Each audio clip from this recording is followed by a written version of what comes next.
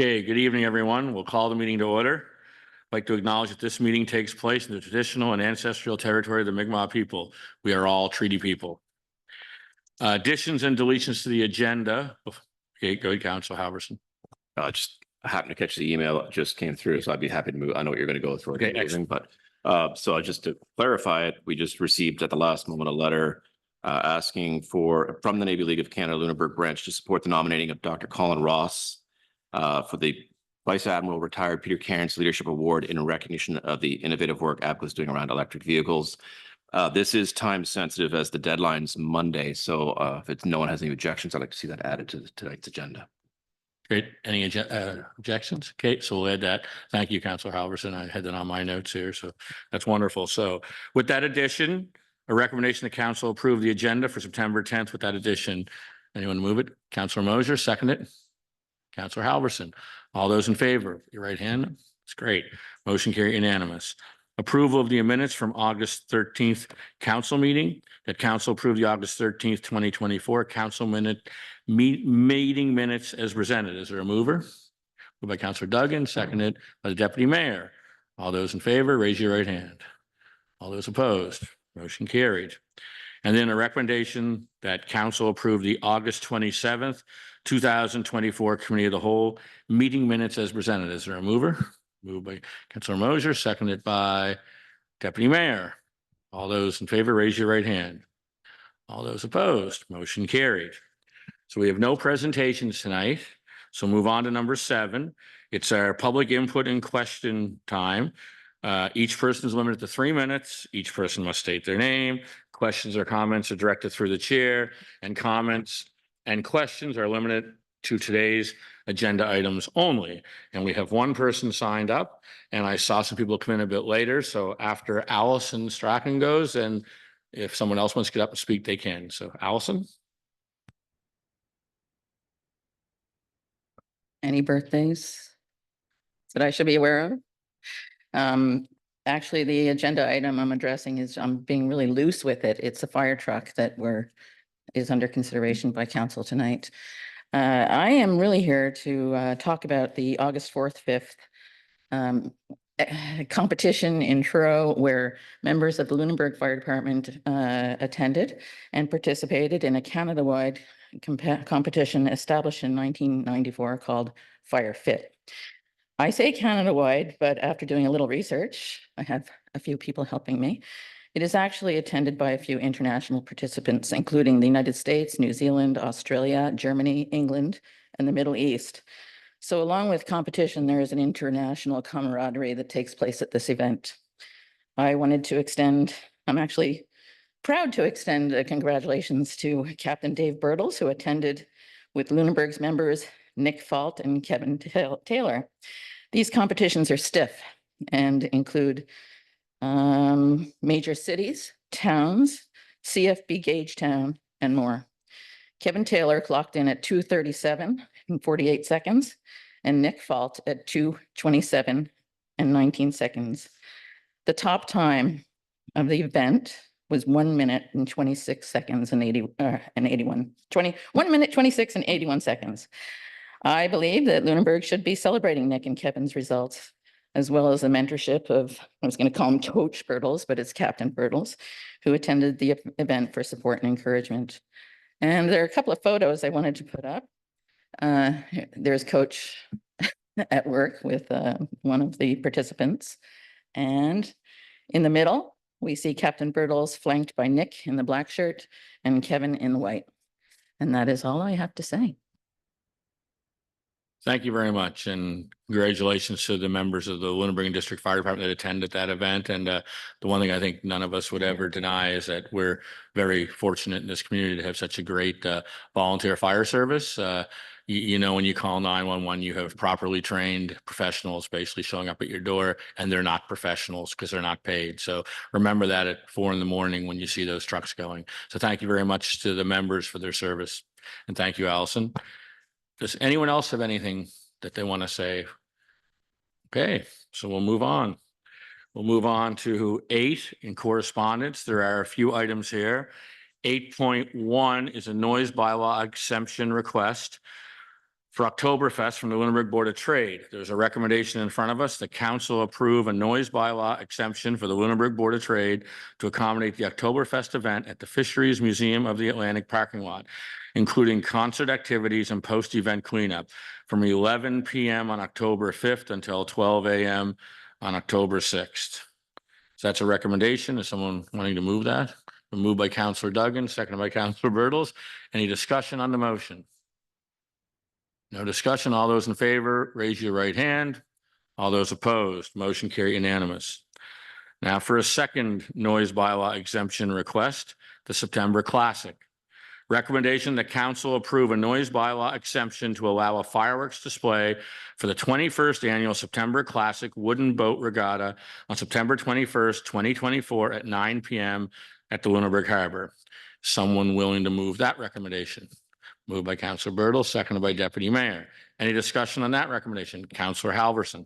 Just anytime we have a fireworks display, I think it's incumbent on us as a town. We should post notices, at least on our social media, to inform people that this noise will be happening. Just there are people who have PTSD. We have pets who have issues. So I would just add on to that if we could. I don't know if we have to make it a motion or not, but if we could suggest to staff that a posting be made just to make people aware.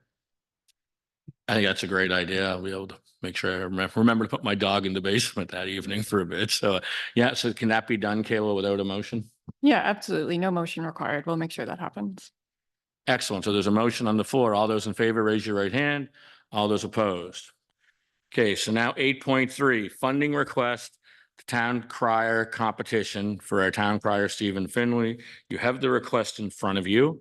I will let you know before we go any further that staff just informed me that there is $1,000 line item in the budget for the town crier. So out of the $1167.10 that this would cost, we do have $1,000 actually passed in the budget.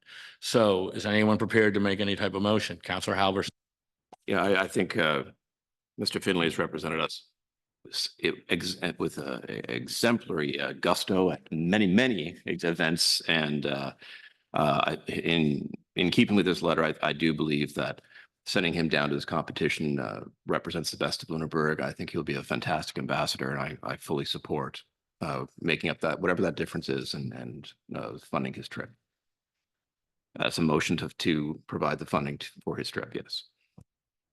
Halverson, is there a seconder? Seconded by everybody, seconded by Councillor Mosher. So, okay, and I can't reiterate, on Sunday, the Lieutenant Governor and his wife, yeah, they were like super impressed. In fact, they told our town crier that he'll be getting an invite to the picnic in June, and you know, it's like they were just blown away. And my only complaint is I usually follow him at public events, so it's really hard. So no, great job, Stephen. So there's a motion on the floor. All those in favor, raise your right hand. All those opposed, great. And then we have a second funding request in front of us, and that is for someone to attend the Canadian Fallen Firefighter ceremony. It's from Chief Darren Rumpke, the Lunenburg Fire Chief. I guess we had a member placed on the monument this year, which is a great, I guess it's an honor, but not an honor, because it means someone, you know, passed during firefighting. But again, we've funded this in the past. I think the last time was 2004, mind you. We have funded this in the past up to 50%. I was told again right before this started. So does anyone have any suggestions, recommendations, or motions they'd like to make? I mean, the money, there's no line item in the budget, but we're not talking a large expense. I think it's $1,300 in total. So I think we could find the money from what staff is saying. Councilor Mosher. Well, I would move that we would fund the entire amount. Moved. Is there a seconder? Seconded by Councillor Halverson. Any further discussion? All those in favor, raise your right hand. Motion carried. Thank you very much. There are no public hearings, public information meetings.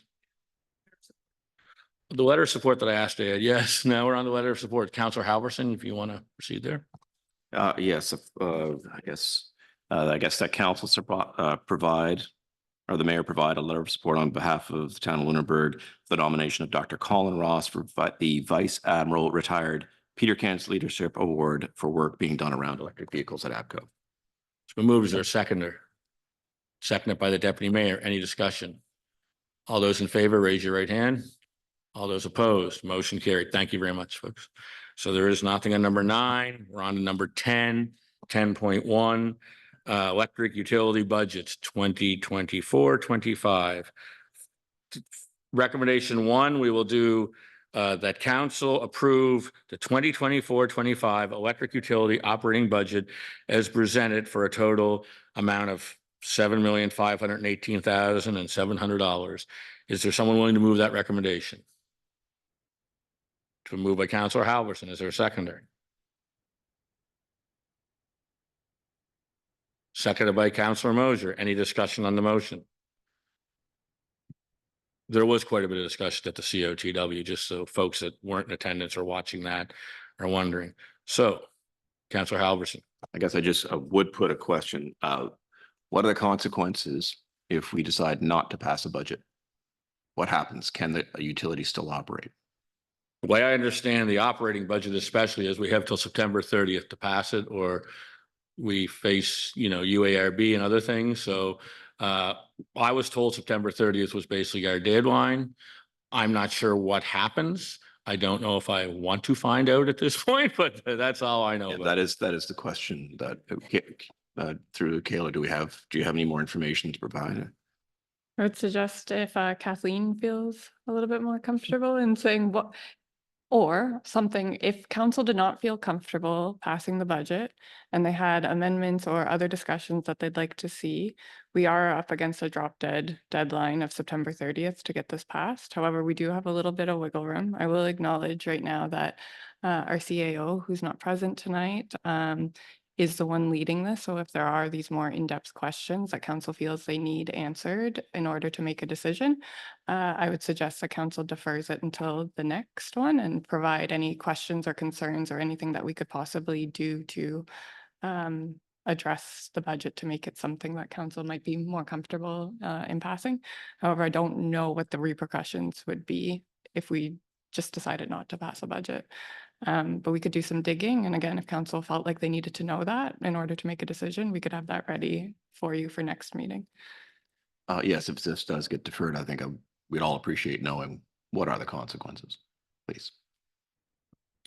Councilor Mosier. Well, I guess the reason I would send it back would be to have staff come back with at least a break-even budget instead of a deficit budget. So that's my only apprehension of passing the thing. We're passing a deficit budget for the utility. Okay, any other comments? My only concern, and I guess that would be more in the capital budget, would be that project, the work that has to be done there to proceed with the housing for healthcare and the Harborview Haven extension. I would hate to see us hold out those two projects up in any way, shape, or form. That's all we've heard, or that's all I've heard for the last approximately a year that I've been sitting in this table, that how everything seems to get deferred and gets delayed and everything else. Well, there's two major projects in front of us that want to proceed that need that $1.8 million capital work done. So if the operating budget doesn't affect that, then I'm okay deferring this. But I think that with the capital budget, when we get there, is something that's pretty much a priority, quite frankly. So, Councilor Halbert. Well, I'll add to that too, that, there's also a component of this where the utility could be going before UARB to look for a rate increase in order to keep, sustaining some of the projects and the operations that are going on. And I would really hate to see us delay any application to the UARB as well, because that could be very detrimental for the continuation of service here in the town if something goes wrong. So I don't disagree. I just think that, quite frankly, the way I see it, we haven't discussed the electric utility for a year and 4 months. It got put on an agenda a month ago. We've had a committee of the whole meeting since, and now tonight's meeting. The utility's in a mess. We need to do some serious work, some serious discussion with the community, some serious discussion basically as a community in general of where we're going to go. That's not going to be solved between now and September 30th. I think the main reason we didn't push to get this on the table earlier, because it was a new council coming on. most of the people or all the people at this table, except for myself, weren't reoffering. They didn't feel it was, it wasn't fair to start this process, get 1/4 of the way through or 1/5 of the way through and hand it over to a whole new council. So I think one of the major priorities of the new council coming on October 19th will be to try to find out what the best interests of the community are for the electric utility. And there's 3 options that we all know what they are. And I wouldn't want to say right now tonight which one is the best because we haven't really looked at any of the 3. But I do agree that the utility needs a major overhaul. There has to be some serious work done to it.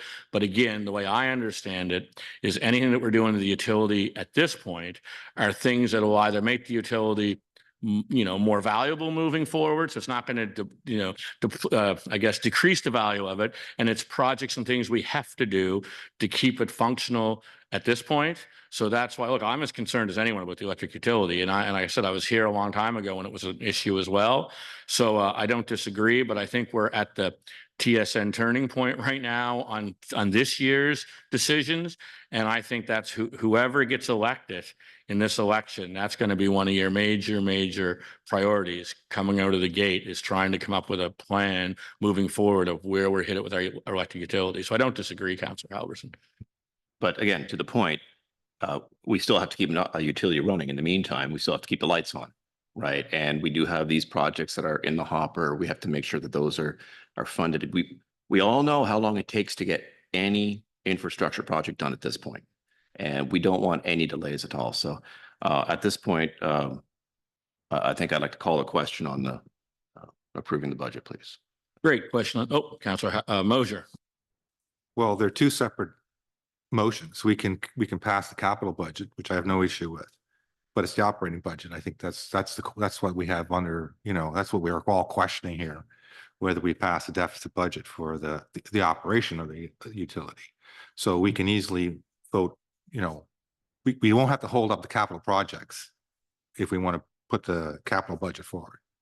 Okay, so we have a recommendation on the floor, so we can vote on the motion. All those recommendations that a council approved that. So all those in favor, raise your right. Go ahead. Sorry, just to clarify. So the motion that had been moved and seconded is for the operational budget. Yes. Okay, so that's what. That's what we're voting on now. Perfect. Councillor Mosier. Well, could we amend that motion to defer it to the next council meeting? Yeah, I would suggest just withdrawing the motion to approve, and then we could put forward a new motion to say defer this until the next regular council meeting. So as Councillor Halverson, you're the mover of this motion. Do you consent to withdrawing that motion? It would have to be you to withdraw it, or we can vote on the original motion. Well, if the rest of the council doesn't feel comfortable approving this operating budget, and we can still get it done with some more, actually, before we go with that, let me put the question to staff then. If we go away now and we come back at the next meeting, which is before the 30th, before our deadline, what's going to change? Are we going to be able to get a budget that won't operate in a deficit? Well, the one thing I'll say is the person on staff that's looking after this is gone until the 24th. Yeah. I think the CO gets back the 24th, which is the night of the meeting, which would be when we'd have to approve it for the 30th. So I'm not, and she's on vacation. So I don't think it's fair to email her and say, we need some reports and answers on the electric utility between now and the 24th. This is my point. What's going to change between now and the 24th then? Are we going to approve a budget or are we not going to approve a budget? Because if we're not going to get new information, then why are we deferring? Councillor Mosier. Well, I guess to that point, and we're looking on, a question to staff. Is there more information that we could be brought forward to show that we can, at least have a break-even budget, operating budget, rather? The way it's been explained to me basically is the way the operating budget is presented in front of us is it's basically lights on. So if we don't approve this budget, we're not approving the basically lights on operation of the electric utility. And the deficit isn't huge this time around, right? But again, I'm not trying to deflate the importance of the electric utility and the problems it's in. I'm just saying we're at the 12th, the last second here, and we're getting ready to cross the goal line, and I don't know what's going to change between here and the 24th, considering the staff person that's looking after this, who is allowed to take vacation, is on vacation. So, again, I don't mind deferring things if we're going to get more information and new information, but if we're not, just deferring it till the 24th, I'm not sure what we're doing, to be honest. So I guess that's my point. If we're not going to get anything new, I think we're going to be right back here in 2 weeks. So, and if this is a lights on, lights off situation, I don't know. It's still kind of muggy, and I'd like to keep my air conditioning going for a little while longer. So, no, I'll keep my motion as it stands. So it's been moved and seconded. The recommendation that council approve the 2024-25 electric utility operating budget as presented for a total amount of $7,518,700. That's moved and seconded. All those in favor, raise your right hand. All those opposed. Motion carried 5-1 with Councilor Mosier voting in the negative. Okay, thank you. So now we'll move on to recommendation number 2. That council approved the 2024-25 electric utility capital budget as presented for a total amount of $2,626,000. Is there someone prepared to move that recommendation? Moved by Councilor Duggan, seconded by Councilor Mosier. Any discussion on that one? All those in favor, raise your right hand. That motion's carried unanimous. Okay, so now we'll move on to 10.2 Fire Department request. Tender award. There is a recommendation in front of us, but the fire chief is here. If someone wants to make the motion. Just to be clear, I'm just going to step out. Okay, you go ahead. So if someone wants to make the recommendation, and we can second it, if you want to ask the chief some questions, you're free to move that recommendation, Councilor Halverson? Sure. Yeah, so it's been moved that council approve the purchase of the number 6 tanker replacement from Battle Shield Industries in the amount of $754,873 plus HST for a total of $787,226 and a contingency of $10,774 for a total budget of $798,000. So it's been moved. Is there a seconder?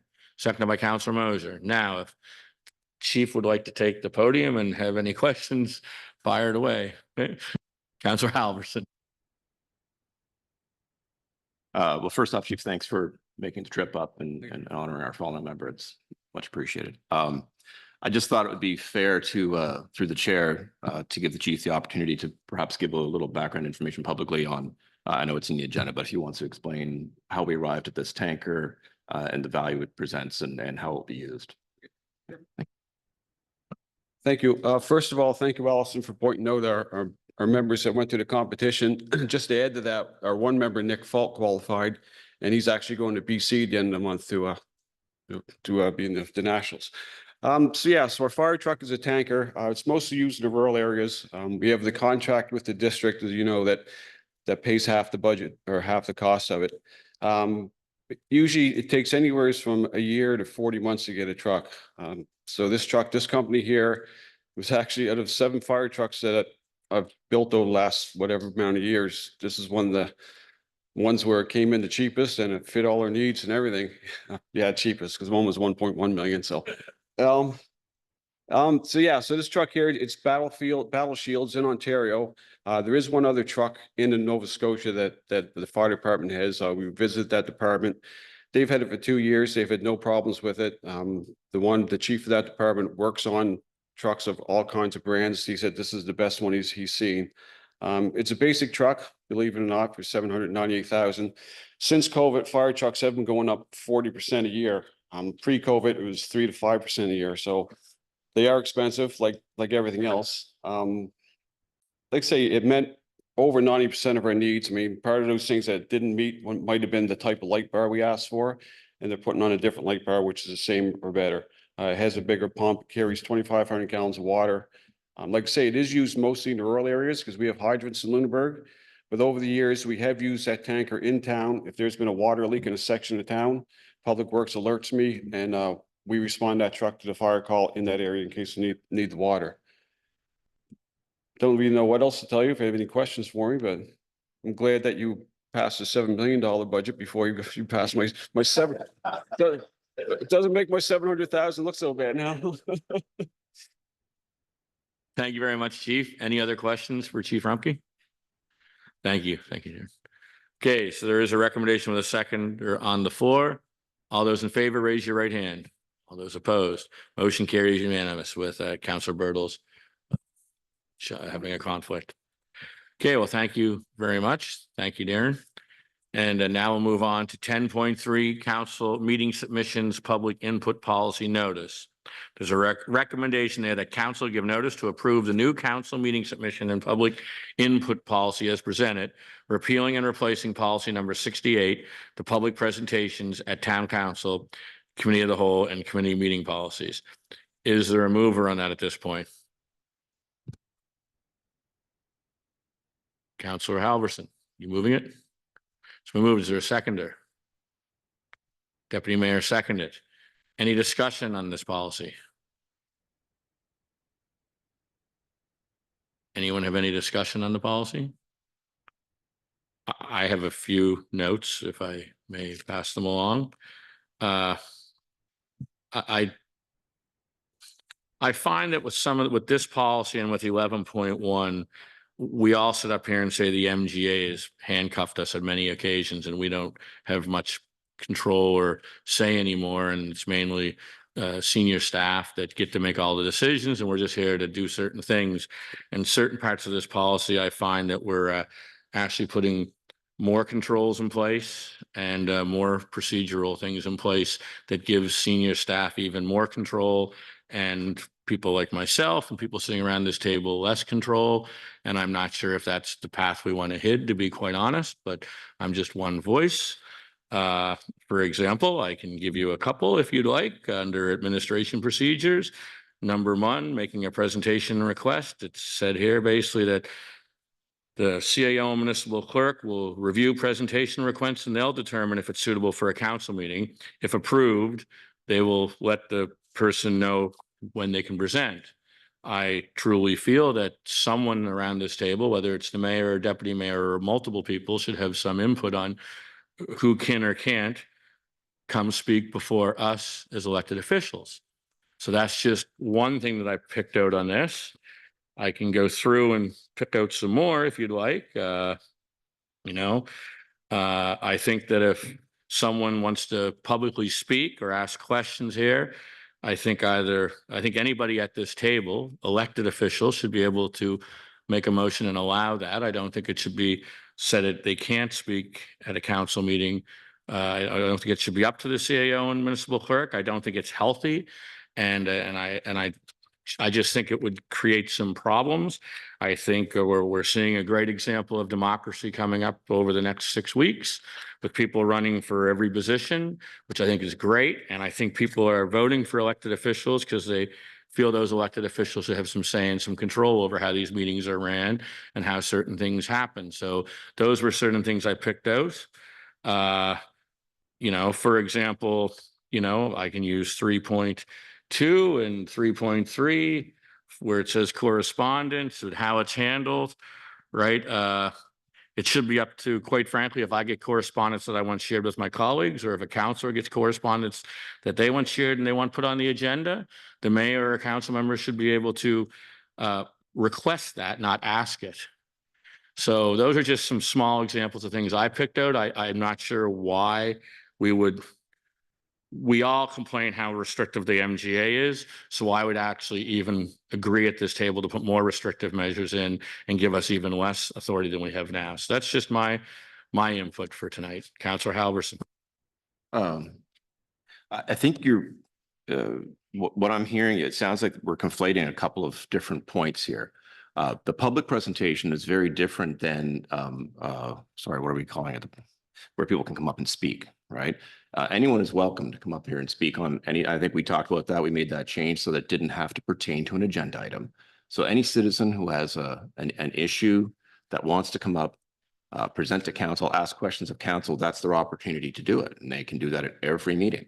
I think the issues that you're talking about are the presentations themselves, and those should, those should conform to certain criteria as were laid out here. I mean, they should be of community interest, and pertaining to this town, such and such. So I do believe leaving that aspect in the hands of the clerk and the CAO and the mayor to determine that suitability is fine. I don't think there's anything wrong with the way this was written. I think that still allows for pertinent groups to get in front of council in the correct way. But it does not restrict people's ability to ask questions of council or about the community or about operations in general. Again, that's what the 3 minutes here at the podium is for. The presentation part is for more formal presentations from groups, like the South Shore Open Door Society, who inform us about the homeless numbers, right? We've got people who work with community groups who are people who work with community groups here who could come forward too. So, or special interest groups, those, organized groups that are petitioning on behalf of a number of people. So I do believe that this answers your concerns. Go ahead, Kayla. Yeah, I understand what you're saying. But just for a little bit of clarity too, I think these are two different things we're looking at as well. So the points that you reference are in the administrative procedures. So that is typically how we operationalize the policy. So council sets the high level of what they'd like to see included, and then we deal from the staff, the administrative side, on like, okay, how do we accommodate what council has set out in their policy? So when we say you email the clerk, and as long as it's aligned with the policy, then we start the motion to make sure that happens and it gets on the agenda. So with respect to presentation at council meetings, if we look at the policy in section 5, so it says presentation at council meetings, and that's where council agrees the kind of presentations they would like to allow, which would be updating council on local or regional initiatives, raising council's awareness of community initiatives or projects, highlighting topics of significant public interest, celebrating successes and achievements of local or regional volunteer-based or not-for-profits. And that goes on a little bit. So the intent is that council sets the kind of presentations they want to see, what they'd like, and then the administrative procedures is just like, okay, does this align with what council has approved in their policy? Yes, this is how staff deals with it, how we bring it to council. I understand what that means. I just feel that before any decision's made, and I'm not saying the mayor, I think that maybe the mayor and deputy mayor, or maybe you pick 2 counselors that are on and you send it to them and say, they want to make a presentation. We don't think it should be presentable. What do you feel? Because we're the ones that are going to hear it, unfortunately, on the street, not staff, right? So that's why I'm saying that. I mean, and again, I'm just one voice, but I know I've heard this on the street in the past. I've heard it, at this table in the past. So I just think that we have to take more responsibility and have a bit more say if we can't use the MGA for every excuse. Through the chair, I'd ask how many presentations, when people request for presentations, does staff generally refuse? Yeah, through the chair, yeah. Typically none. More recently, we have been trying to differentiate between what should come, and I mean this, I'm trying to pick my words, in terms of if it's an operational thing. So if someone says, my garbage didn't get picked up today, how do we divert that so that staff, the people with the boots on the ground, we can deal with that on the operational level? And then what are these more high level discussions? So if you're talking about South Shore Open Doors, or if there's a community group that has something that they're working on and they'd like to present it. So trying to just make sure that council's time is also useful. So preventing, again, if people have like a very specific concern of their own individual properties, let's deal with that more on the staff side of things first. However, there's always options to bring it back to the table. So if you were not satisfied with something that pertained to you personally, but we said, this is what the land use bylaw says, or this is what this bylaw says, then any member of the public has the option to start moving forward to potentially request an amendment, and that's when it ends up at the council table. So just trying to put a little bit of parameters to be like, okay, what should be at the council platform, or what are other ways that we can, people can always email council, they can talk to staff about their operational things. So really, we're just trying to put a few more parameters on what comes to here to make this a useful time for everybody. Not that everyone's things aren't useful, but you know what I mean? Any other comments? Councillor Moser. Thank you, Worship.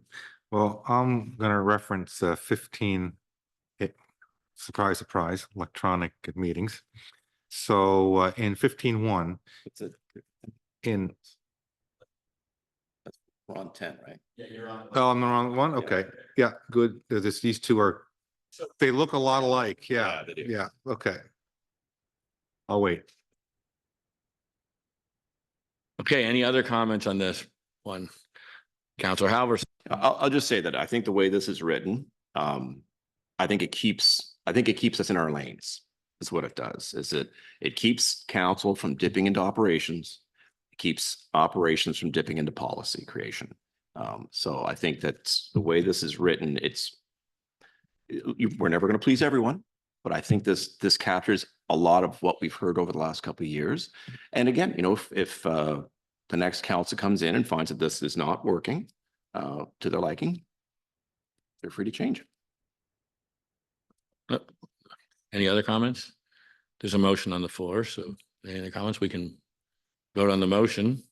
The motion is that council give notice to approve the new council meeting submissions and public input policy as presented, repealing and replacing policy number 68, the public presentations at town council, committee of the whole, and committee meetings policy. Moved and seconded. Any further discussion? Councillor Moser. Well, I guess to Councillor Halverson's point, this is going to affect the new council more than it's going to affect ours. So, once again, that's if that's something, I have no problem deferring that to a new council, because it's going to be theirs to, live with. The nice thing about rules are everyone loves them until they work against them, and then they want to change them anyway. So we may as well let them get off to a good start and make their own rules. So I would just as soon defer this to the new council. Councillor Halverson. Well, I appreciate what Councillor Moser is saying. And again, like I said, they're welcome to change or make the rules as ever they want, just as we are. But what I would say is, now we've all been sitting in these chairs for 4 years almost, and we all understand how it works. And in speaking with some of the candidates, one of the things I tell them right off the go is, your first few months, you are drinking from the fire hose. And it is tough. It's tough to try and figure out the procedures, to get a handle on all the information that's coming at you. There's it's a lot of dense information. So I think if we can provide some, if we can provide some bumpers there that help them out, from what we've learned already, that this updates the policy we have and it makes it better, in my opinion. And then if they decide that as they're working through it, something doesn't work, well, then they can change it. But I do feel like this policy is the result of the last few years, what we have learned, and I think it's a good, a good starting point, at least for the next council. I think it's an assist rather than a hindrance. Okay, anything else? Councillor Moser. Well, the only benefit of deferring this, I would say, is once again, people love rules until they work against them. And this will force the new council to go over this policy and read it before they approve it and be aware of, the situation. So, if that policy just sits there, most generally people don't, flip through a policy book until there's an issue. And then again, that creates more, dissent among, the people that are trying to figure out what an interpretation of it, right? So that would be my recommendation, to just put a little more water in the fire hose for them to drink from. Councillor Halverson. I'll say I'm going to just like we did, no matter what the policy is, whether it's this one or the one that is now however many years old that people have been complaining about, the new council is going to have to learn it and adopt to it and read it and make their decisions. So like I said, I just feel like I think staff has done some good work here. I think they've taken our feedback, and I do feel like this is a much better policy than what we started with. And it's a great starting point for the next council. So Okay, so there is, who made the recommendation? Or it was Counselor Counselor Halverson. And I would just like to note, this is just here, sorry, this is just here for notice tonight as well. So if there were some finessing or some amendments or edits that council would like to see in order to feel comfortable making a decision when it comes back at the next meeting, that wouldn't hinder you from still making notice. And so if there was absolutely stuff you wanted to see changed, I think right now would be the appropriate time, and we could bring that back for final decision. So if there truly is something that you're stuck on that you'd like to see change, we can make that happen, and still give it notice tonight if council were to feel comfortable doing so, or deferring, again, up to you. Councillor Mosier. Well, do we need a motion to defer then if we wanted to defer it? Is that how to, just again, here it is all in front of us, and even after 4 years, I'm struggling with this. So what would be our procedure if we wanted to consider deferral rather than defeating what's in front of us? I don't really have any problem with the material, but I just don't know if it will be recognized properly without a good read from a new council. So there is a motion on the floor. So unless the mover wants to change his motion, which I'm quite sure what I'm hearing here, he isn't. So we have a motion and a seconder. So we'd have to vote on the first motion first, I think. And then depending how that goes, I guess we can make another motion afterwards, can we? Yeah, we can always make a motion to defer after that, but yeah, let's deal with the motion on the floor. So there is a motion on the floor. Let's just vote. All those in favor, raise your right hand. Okay, go. I do have a question though. So back to my earlier, when I was requested, what are we going to learn differently between now and then? Are we trying to just push this off to the next council? Is that what we all? What I'm hearing is we either approve it with this motion or Councillor Moser is going to make a motion to defer it to the next council. Oh. And then we vote on that. So that's the way I'm reading the table, but Yeah. I could be wrong. So I'd say we vote on this first. If this passes, we move on. If it doesn't, I then- mean, look, I was elected to serve my full term. I'm going to do my full term. I think this is a great piece of policy that was put forward with a lot of consideration from staff and from council. I'm going to move the motion forward. I'm not going to withdraw it. So. So we're just going to continue on the original motion. So it's been moved. All those in favor, raise your right hand. All those opposed, raise your right hand. The motion's defeated 5-1 with Councillor Halverson voting in favor. Thank you, everybody. Now, does someone else want to make another motion? Councillor Mosier. Well, I would move that we defer this to the new council for their consideration. It's been moved. Is there a seconder? Councillor Duggan. Any discussion on this motion? Councillor Halverson. Well, it's just, I can hear it right now. It's one more thing this council's kicked down the road. So I'm kind of disappointed. I really wanted to see that go through. So that's all I got to say about it. Councillor Mosier. Well, once again, I don't think we're kicking it down the road. I think we put together a decent thing. It may be tweaked, and it may be more properly tweaked by a new council after they have a look at it. And I think it's a good piece of education for them as well when they start their roles. I'll just add, I voted against it because I had some things I didn't like in it, more so than moving it to the next council. So we have a motion in front of us with a seconder. Any further discussion on the motion? All those in favor of deferring it, raise your right hand. All those opposed? This motion passed with Councillor Halverson voting in the negative. Okay, so now we move on to 11.1. Council procedural policy notice.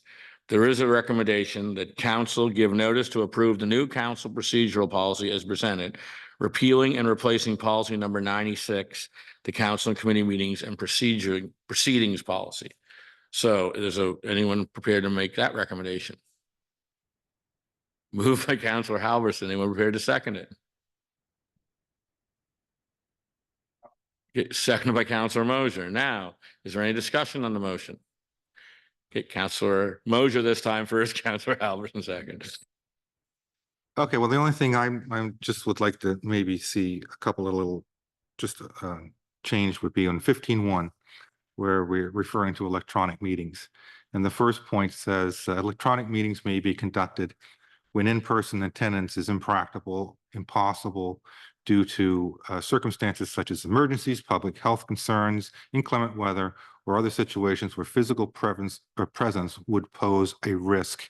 It goes on to say, or significant inconvenience. I think we should just stop at risk, because how do you define significant inconvenience? Because that can be, quite vague. And on the second thing is on 15.2, it lists a number of things here. I just want to find out where I am. I want to remove the word personal. I just want to find out where that is here. Oh, yeah. There's 2 items highlighted in yellow. And on the third item, it says, the member is unable to attend in person due to illness, medical reasons, family, medical matters, or other personal obligations, such as unforeseen travel or emergencies. I'd just like to see the word personal removed from there, because again, how do you define personal? I mean, is that a birthday party? Is that a 6-week vacation in Florida? And it's always been my belief that I think we have to be in our community to serve a community. So if I go on a 6 or 8 week vacation down in Florida and zoom in, I'm not really representing my community properly. So I like to see that removed, so that can't inch its way into becoming a common practice. Anybody else? Counselor Halverson, you had your hand up, yeah. Had 2, 3, 4 or so here. So I'm going to back up here so I can get the right. This is pretty in-depth here. So the first one was under procedures and policies, number 10. Give everyone a second to get there. That's not it. Where'd it go? Health procedures and policies. Somehow I'm lost it. Yeah, this is, hold on now. Where'd it go? Page 16. Sorry, 6. So it is 16. Yeah, thank you. I actually made a note of that. No, just missed my note. So sorry, just bear with me here, please, everyone. This is riveting television. I know, everyone. All right, 16. Yes. I was concerned. Okay, so the mayor, in collaboration with the CAO municipal clerk, may adjust the draft agenda before it's finalized, guided by the following considerations: legal or legislative redundant items, operational necessity, or political sensitivity, or extensive meeting agenda. Okay, so most of those make sense to me. Political sensitivity, I'd like a little clarity on what's intended behind that. What it reads is, if an item is considered politically sensitive and inappropriate to address at the current time, the mayor may suggest deferring it. This decision should be made in consultation with other council members to ensure consensus and to establish a plan for when the agenda item will be presented to council. So I guess through the chair, could we get some explanation on what would be an example of something that would be politically sensitive? How would this be used? Well, I'll just give one example. If we decided on October the 10th or whenever our meeting is in October to put if staff decided to put the sale of Block House Hill on that agenda and the mayor said not a chance, that would be politically sensitive at that time, right? Something of that nature. They've always, since I've been mayor, it hasn't been a long time, but I've always been conferred by the CAO about certain items that they had felt might be contentious, or and they'd say, what do you think? And I think, that's one example I'll give. Like, do we want to put the for sale? Do we want to vote on October the 9th to sell Block House Hill? Because we could, right? So I'm just saying, I think that I'd be suggesting not to put that on the agenda. Yeah, this is a political body. Everything we say is political. So that's my concern with having that clause in there. It can be, to Councilor Mosher's point about using the word personal, putting something like that in basically opens the door to remove things from the agenda pretty freely. So I'm very cautious about that. I think I'd like to see some more narrow parameters around that, whether it is politically sensitive for, I think we need a list of reasons of what would constitute a political sensitivity.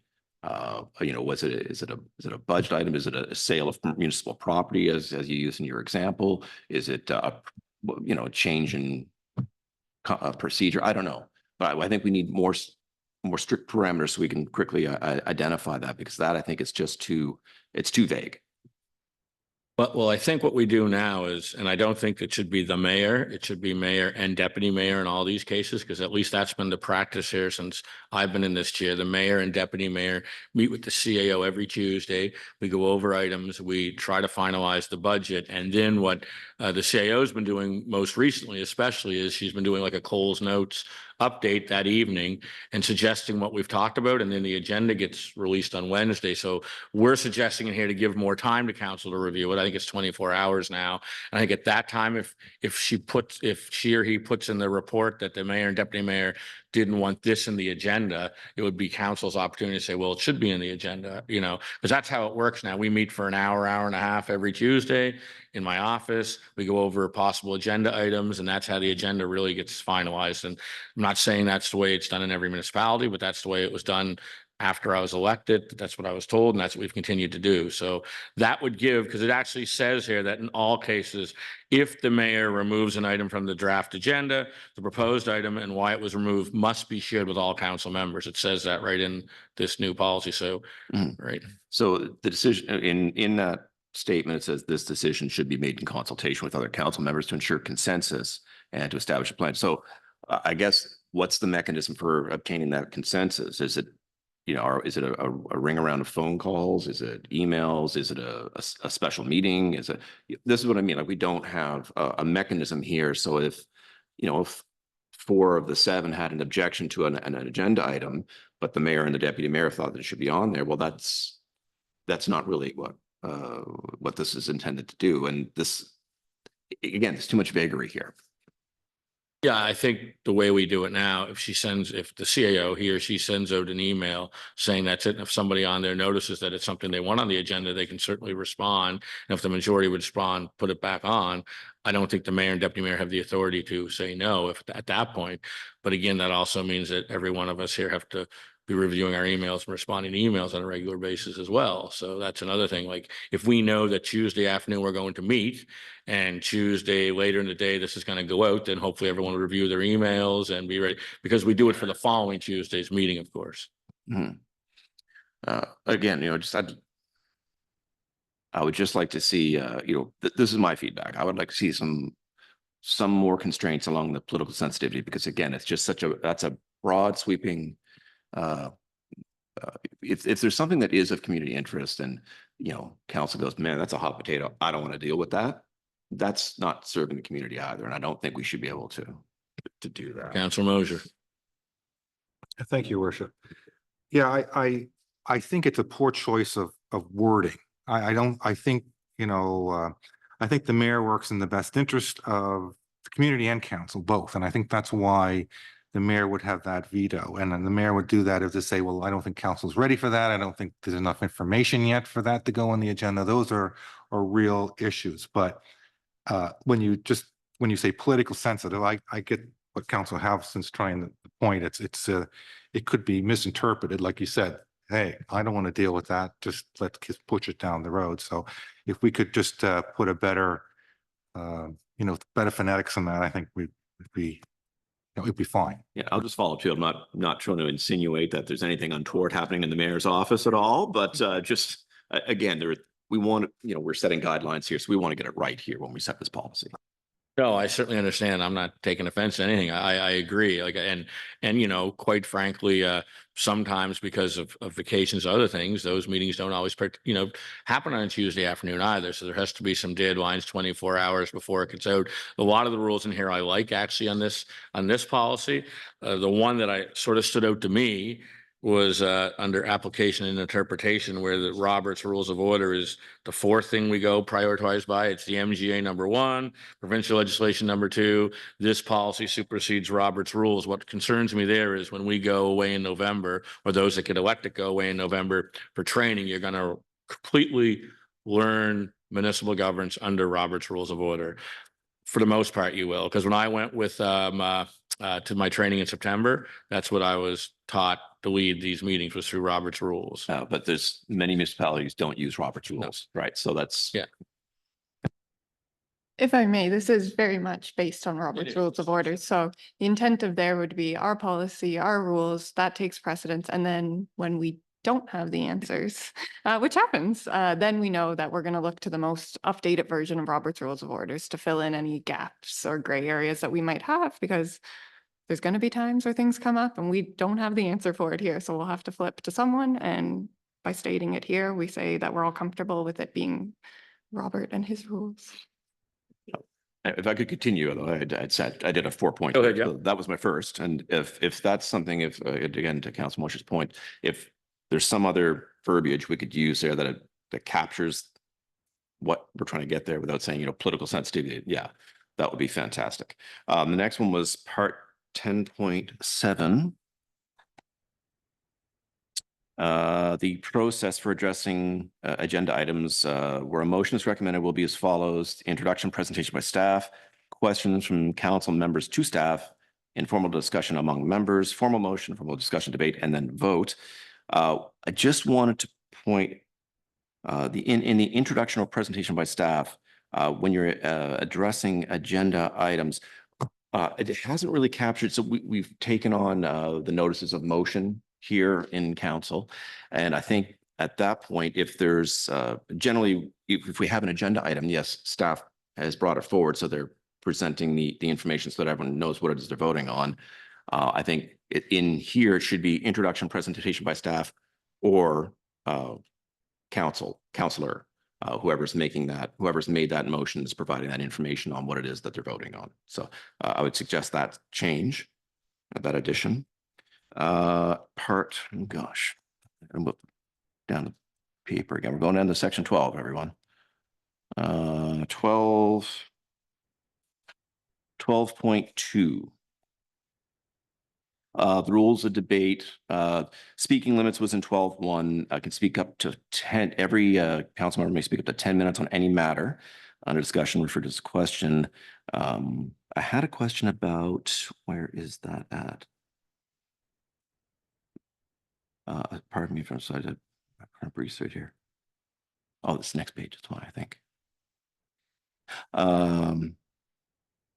A council member may speak only once on a question until all other members have had their turn. The chair will speak last after all their members have contributed. Exceptions are allowed for clarifying misunderstandings, but no new information should be introduced. No member may speak on the same question more than 4 times without council's approval.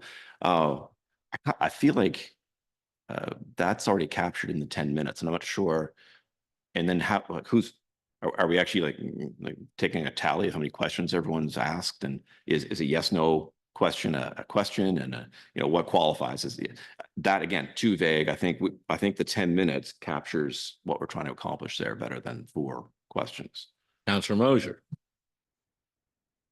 Well, I guess to that point, I would say that generally that's more in the context that if you just keep bringing up the same thing, like if you only have one point to make, it's no good to keep making it. And I would think that would be up to the chair to say, cut off the discussion at that point in time. I think good discussion is healthy and it should continue as long as it's, it's fresh and it's good and it's, being productive. So, and I think that's as I read this, the council can manage that throughout the discussion. Would that be correct to assume through to Kayla? Yeah, of course. And there is a clause in here that council can suspend any aspect of this policy. So it's your rules on how you want to conduct your meetings. And if there are a time where you feel like you need to set those rules aside and deal with something specifically that goes outside of the box, council has the power to do that as well. Yeah, again, I just raised it because it seemed to me like this has already been captured somewhere else. And I don't know, 4 times, where'd that number come from? Like, it's What is Robert and his rules? oh, lovely Robert. Oh, probably, yeah. And again, it's who knows? It's arbitrary, right? So I just wanted to bring that forward. And then, oh gosh, I gotta try and find the appendix now. There, second. Oh, secondary motions at the very last page here, everyone. I just happen to notice that on the vote, some of these require majority to pass while others require 2/3. Now, on a larger council, I can see why you're making the distinction, but when you look at our council, any majority here is going to be a 4 of 7 vote. You do the math, 2/3 of 7 is 4.66. So it's basically, say we had we had a couple weeks ago, we had to reverse a decision, and the original decision, if you need to pass something, it's a simple majority, and it's just it's the number of 50% basically plus one member. But now, in order for if we want to, there's a couple of things here. The previous question, previous question, and amend, rescind previous decision in the same meeting, whatever.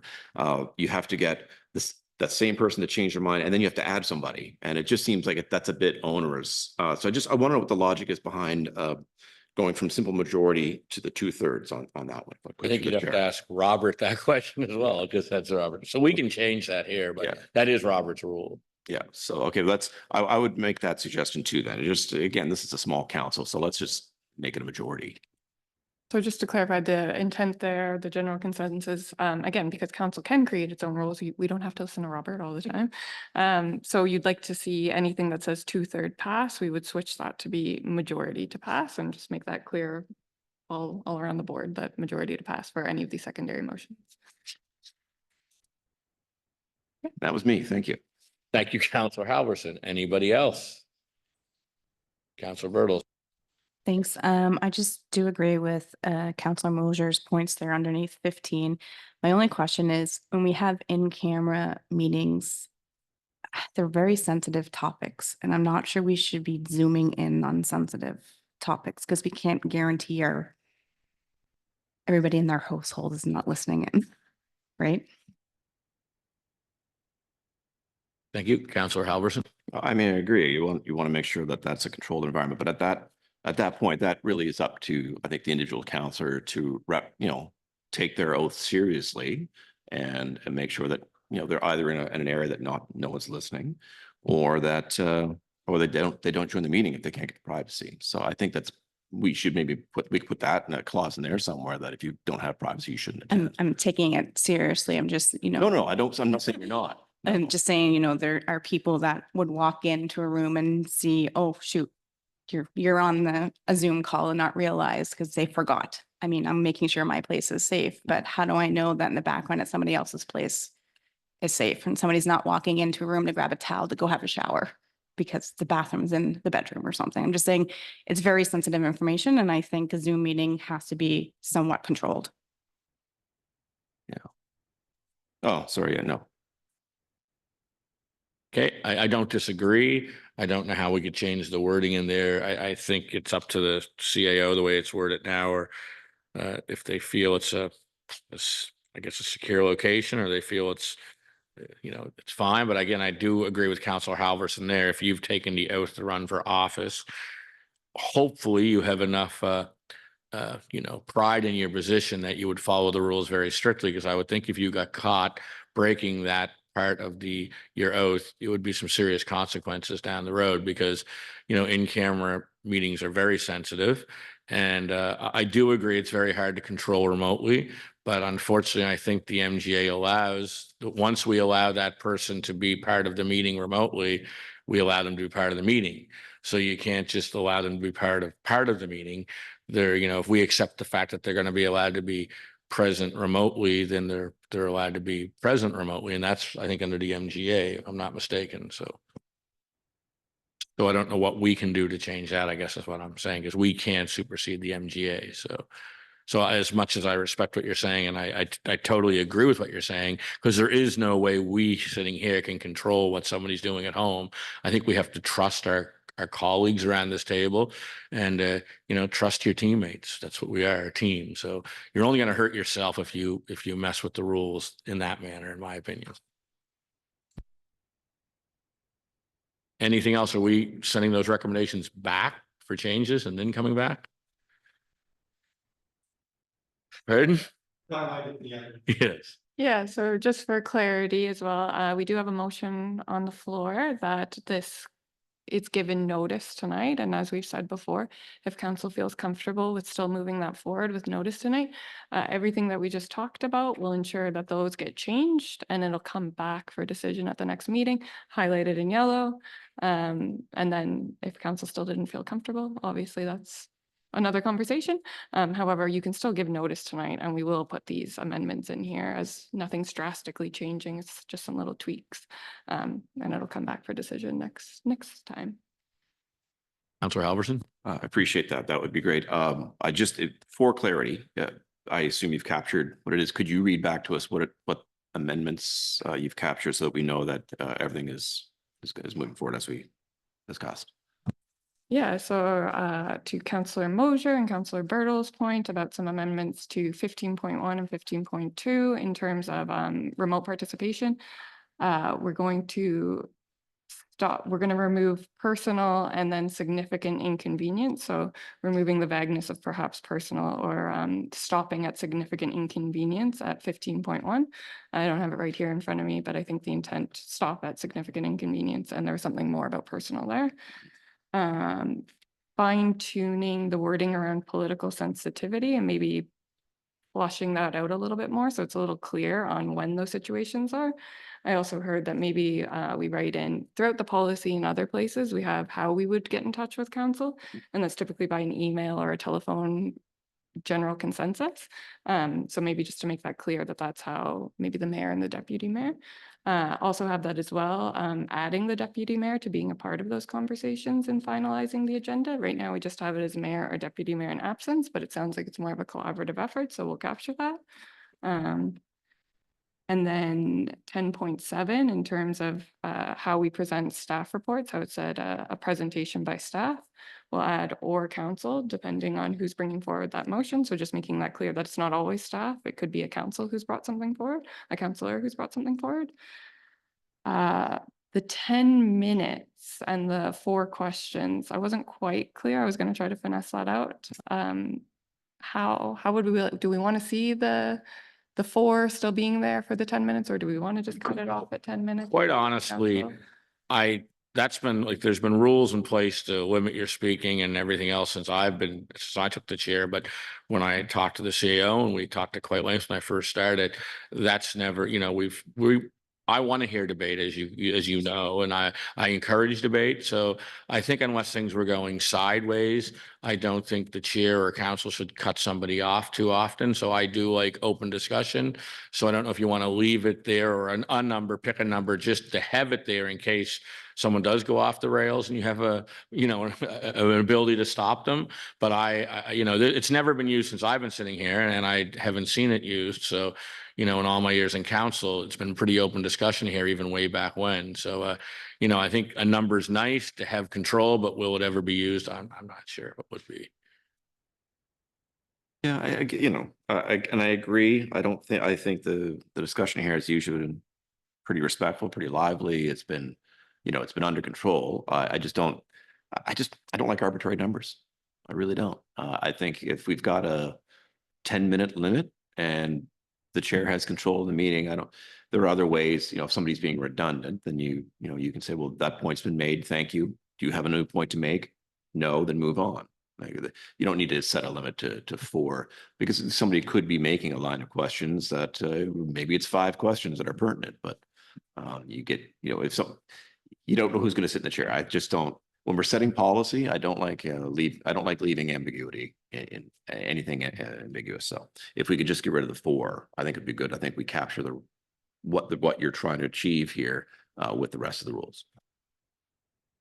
You have that, Kayla? Yeah. And then the last edit I had was to Appendix B, which is just our tool to kind of explain those secondary motions a little bit better. Anything that has a 2/3 vote, we're going to switch to a simple majority. And I believe that captures everything we've discussed, but if I missed anything, let me know. Everybody good? We prepared to vote? All those in favor, raise your right hand. All those opposed, motion carry unanimous. Thank you very much, everybody. Thank you, Kayla, for helping us through that. So 11.2 sewer proposal for lot 2A, Centennial Avenue. That's for information report. Is there any? Tyson, go ahead. Thank you, Your Worship. This evening, I have a for information report on some sewer service proposals for Lot 2A on Centennial Avenue. So some background. So staff have been in ongoing discussions with the property owner regarding the servicing of Lot 2A on Centennial Avenue. Lot 2A is located on Centennial, going down the hill within the S-turn. So through Centennial from Victoria down the S-turn going up towards Green Street.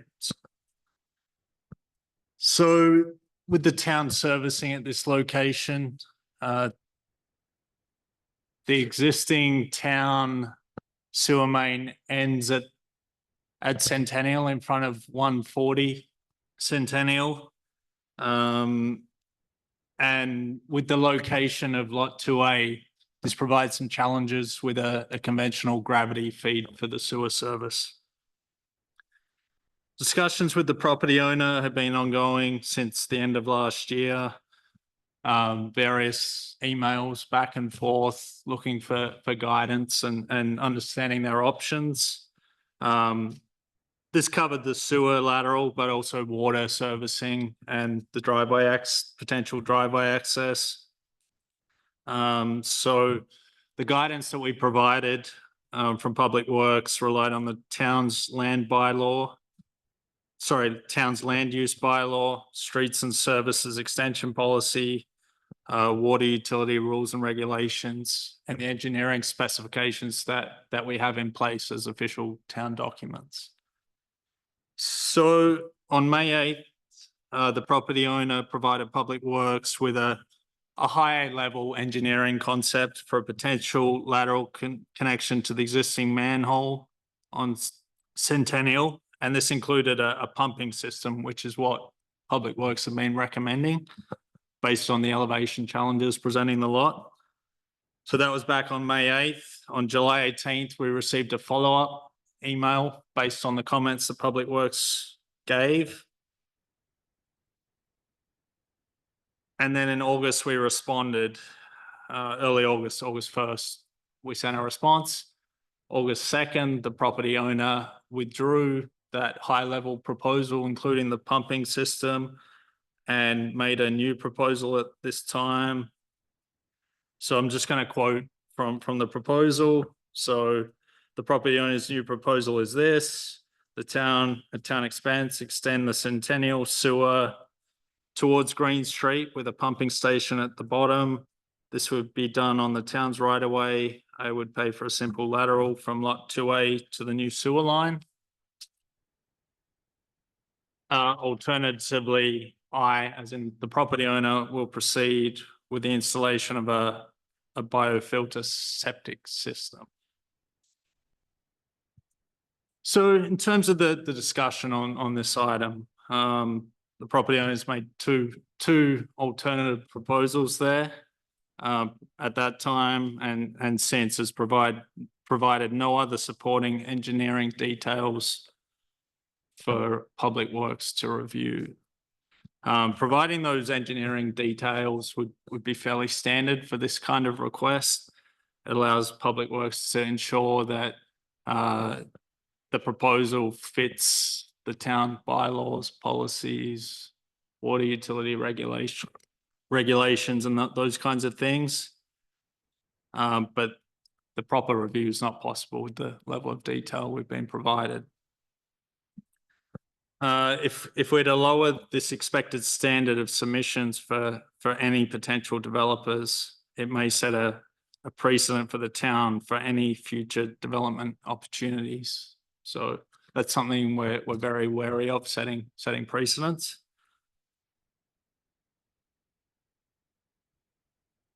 So just to elaborate on potentially what the proposals could mean, and I'm kind of using a bit of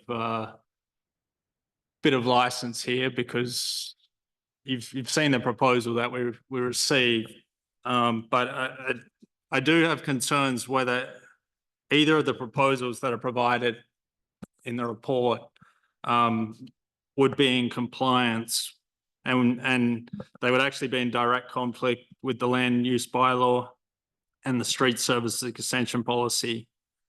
And of course, if this was the case, it would be impossible for staff to support either of the proposals. However, if a request or proposal contravenes a town bylaw or policy, members of the public have the option to make a formal request to council to consider amending the bylaw or policy. In addition, a motion was carried by council back on April 23rd that council defer reviewing cost sharing requests made under the street extension policy until after the Sustainable Infrastructure Fund is created, which is still remains a work in progress for staff.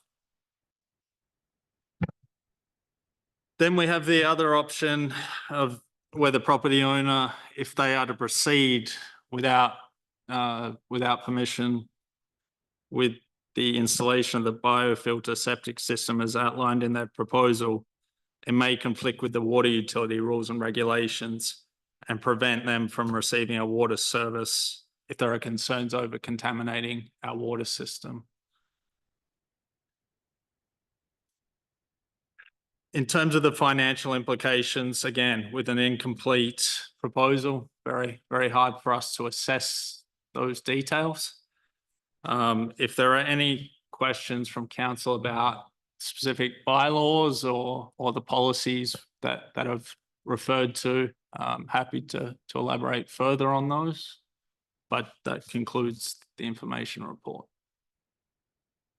Thank you, Tyson. Any questions around the table? Councillor Mosier. Thank you, Your Worship. Through to Tyson. So I find this a little hard to follow going back and forth between the landowner and the town, but I mean, basically for me, if I bought an approved lot in a subdivision that existed for over 50 years, basically all I want to be doing is put my lateral to the street. I think that's all that I should have to do. It sounds like that's what the town had agreed to do. Is that true, or am I not reading that right when, you know, with the pumping station and or whatever it would take for that landowner to do that? So yeah, the Public Works guided the landowner on how it was possible to overcome the elevation challenge, because really the elevation challenge is why, from the conclusion, from the engineering background I have and what I can see, the system ends at that point because it's downhill. Centennial runs downhill. So we tried to work with the property owner or offer guidance, I should say, on how they could achieve a connection to the existing main, avoid extending the main, and work within the existing system to make a connection to the system. So yes, that was what we tried to guide and encourage the property owner to do. Yeah, with all that extra engineering, is that on the property owner's shoulder or is that on the town's shoulder? So through the chair, I'm not sure what extra engineering you mean. Well, when you speak of like the pumping station, as I said before, I just visualize as buying a lot on a street. That's basically what I've done. Right. And in any other street I would buy in town on an approved lot, which I understand this to be, my responsibility is to run the lateral from my house to the street. So that's what would be the obligation to the property owner here in this particular case. So what goes beyond that makes this complicated? So what makes it complicated is that there is no existing main there in terms of the direct frontage for this property. Well, absolutely, but that's really not the property owner's fault. That's under, that's just because probably at the time, that's where the buildings stopped, right? And, the town ran the lateral as far as was necessary to run. However, if that section would have been developed, obviously the town would have had to run a sewer lateral along that section. So I'm just saying, as we develop that area further, we'll need a sewer line there. So why aren't we just putting a sewer line in to accommodate this? So the town has the street services extension policy that came into place December 13th, 2022. So the section 9.5 includes extensions of services for existing lots with street frontage on a public open street with inadequate services. So that my interpretation is that this lot, it's an existing lot, it has street frontage on a public open street, but there's no sewer main there. There's a water main there, but no sewer main. So where an existing lot is situated on an existing public open street that lacks storm main, sewer main, or a water main, the said main may be extended at the cost of the subdivider or applicant so that the main directly fronts on the proposed lot.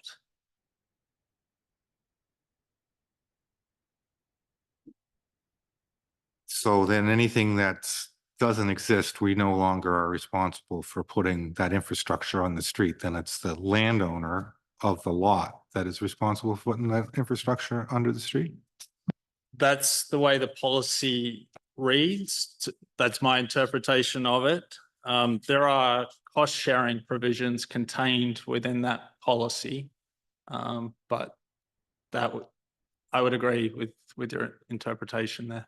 Okay, well, at least it's clear for me now. I appreciate that, Tyson. And this is no reflection on you or staff, but that's kind of a bad policy when we think we're trying to promote development. And you're going to, other than just infill, I mean, we have to go beyond that. So I think maybe that's something that should be reviewed. And is that under a policy or is that under a bylaw? I guess I'll look to the clerk for that.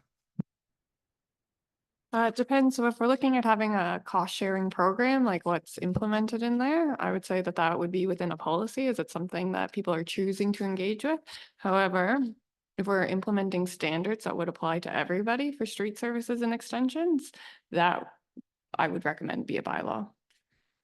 But we do have other situations in town that there is no understreet infrastructure and some laterals run through other people's property. So it is an issue that, that will reoccur. So I do think that's something staff should probably delve into, and it has to be fair, right? So, just as, again, if I bought that lot, I'd be upset. So, and I think there's other situations where eventually when some of this infrastructure fails, that's not in the proper place. I mean, we had to replace a lateral a few years ago on Archibald Street. It's the same situation. So I think we should encompass that into our policy, or if it has to go beyond that, into a bylaw, because otherwise it's just going to be, we're going to be confronted with this, ongoing, in the future. Anybody else? Councilor Halverson. Yeah, I agree with Councilor Mosher. I'm concerned. I can understand the policy in respect to greenfield developments where there's no existing there's no existing homes. I look at a couple of the areas that have been developed over the last couple of years where they're, perhaps it may be extending a street, but that street maybe was never really designed to be extended, and there should be some cost borne by the developer for a large development.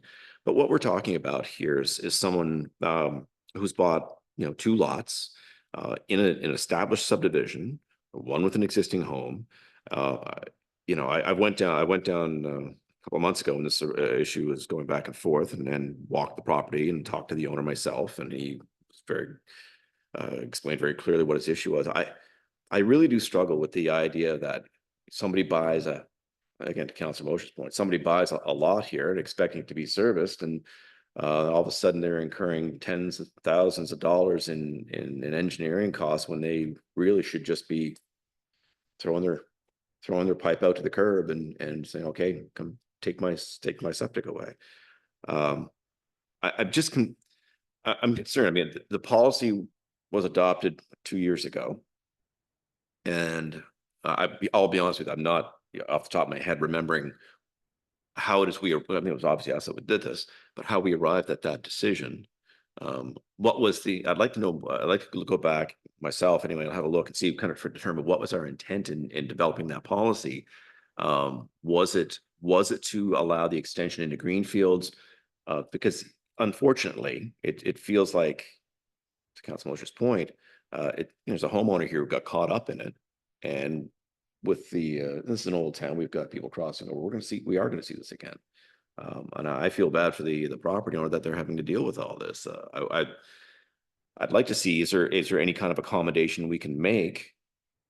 I mean, we can't sit here and say, okay, no, you get an exception, but we would have to we'd have to change a policy, and I don't want to go down that road yet until we determine why we went with that policy in the first place.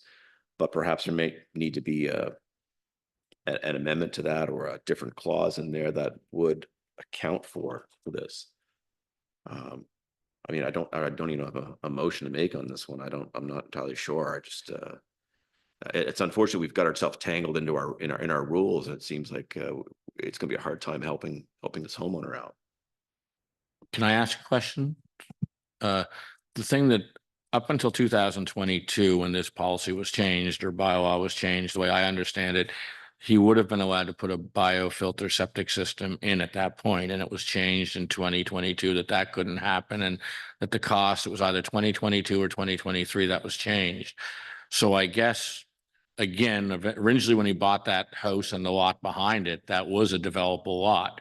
In the meantime, this council changed the rules that it's not really developable at this point, which I think is unfair to the owner. I'm not sure what we can do to solve that. But the other thing that I'd like to highlight here is that, there is that sustainable infrastructure policy fund that needs to get prioritized, that needs to get on the table, that needs to get approved by this council, because we have money that we've received to be able to go into that fund that can go towards developments like this. And it's just sitting there because we don't have a policy for people to actually apply for that money at this point.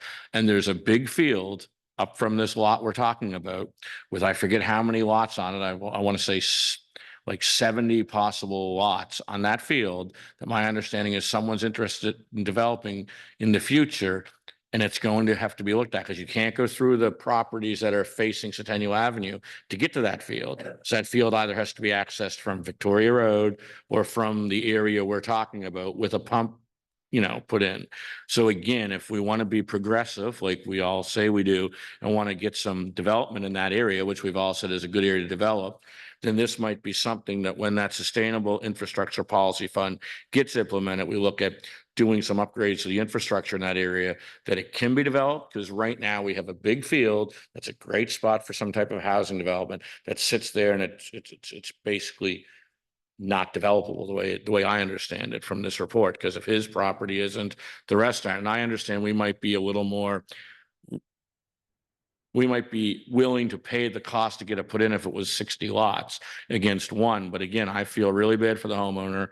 If he was allowed to develop there, say even a year and a half, 2 years ago, and now he's not because of policy we changed, and we're not sure why we changed it, I would really like us to look into why that was changed, because I would hope there was a reason we changed it, and go from there. Just to respond to the comments there, it's the land use bylaw that dictates the servicing in the area that this lot is. So it's to do with the form zone that it's in. So general form zone requirements is clause 7.2, and servicing fits under that. So plum developments in all form zones except for rural form zone, which this lot is not, shall be serviced by the town sewer and water systems where these services are available. If availability is disputed or unclear, the town engineer shall be solely responsible for making a determination. And then 7.22 doesn't apply in this case, so. Councillor Moser. Well, thank you, Your Worship. Well, this goes back to my earlier point. Everyone loves rules until they work against them. And the unfortunate thing, when you bring in huge bylaw changes like this, it's massive. You can't keep track of it. And who would expect, Joe Citizen sitting on 24 Brook Street to, be going through all this stuff, right? But now we have a situation where it actually is starting to affect someone in a negative way. And it could actually potentially affect other people as well, because we know that these laterals and these pieces of infrastructure aren't always where they're supposed to be and can pose problems in the past. In the 1950s, if someone would have come up to me and say, "Can I run my sewer pipe through your lawn and it saves me $100?" You'd say, "Yeah, go ahead," right? But now you don't do those things, right? So I think that's a great area when we do this policy, and I think it's important, as Mayor said, to get this policy out in front of us, because time's slipping by here rapidly upon us, and some of that money can be used for some of these issues that are already existing in our town and will cost our town a lot of money. So while we have this funding, it would be a great time to be able to, take advantage of it. So again, I mean, when is that funding policy, when are we seeing that coming forward, I guess would be my question to the staff at this point in time.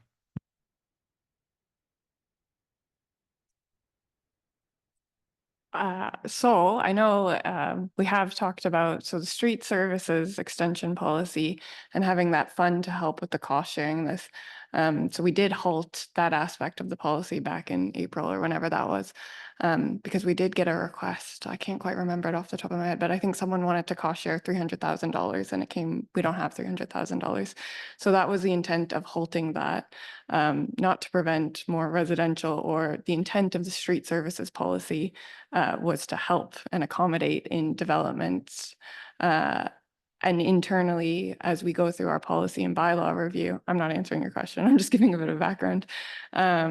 We have flagged that as one, is that now that we've started to work with it a couple of times, we've definitely highlighted some issues and where it needs to be fixed. So it is a priority. I'm not sure if it'll be coming forward at the September 24th meeting. Right now, that's not on the radar and nothing's prepared. So. Well, I found the answer to my question, actually. Sustainable Infrastructure Fund, revise the street extension policy and create a sustainable infrastructure fund in 24-25. It's under community development and it's due the fall of 2024. So that's in a couple of days. So too sweet, do it. Well, I will say, Councillor Moser, we did receive 1.2 million in the accelerator fund, which that's where some of this is going to come from. And that was approved before I became mayor. I now will be mayor Thursday night for 1 year, and I haven't heard a thing about this fund. So I think it's time we get this on the table, because it was applied for and received to accelerate housing and growth. It's not going to accelerate housing and growth sitting in our bank account. So.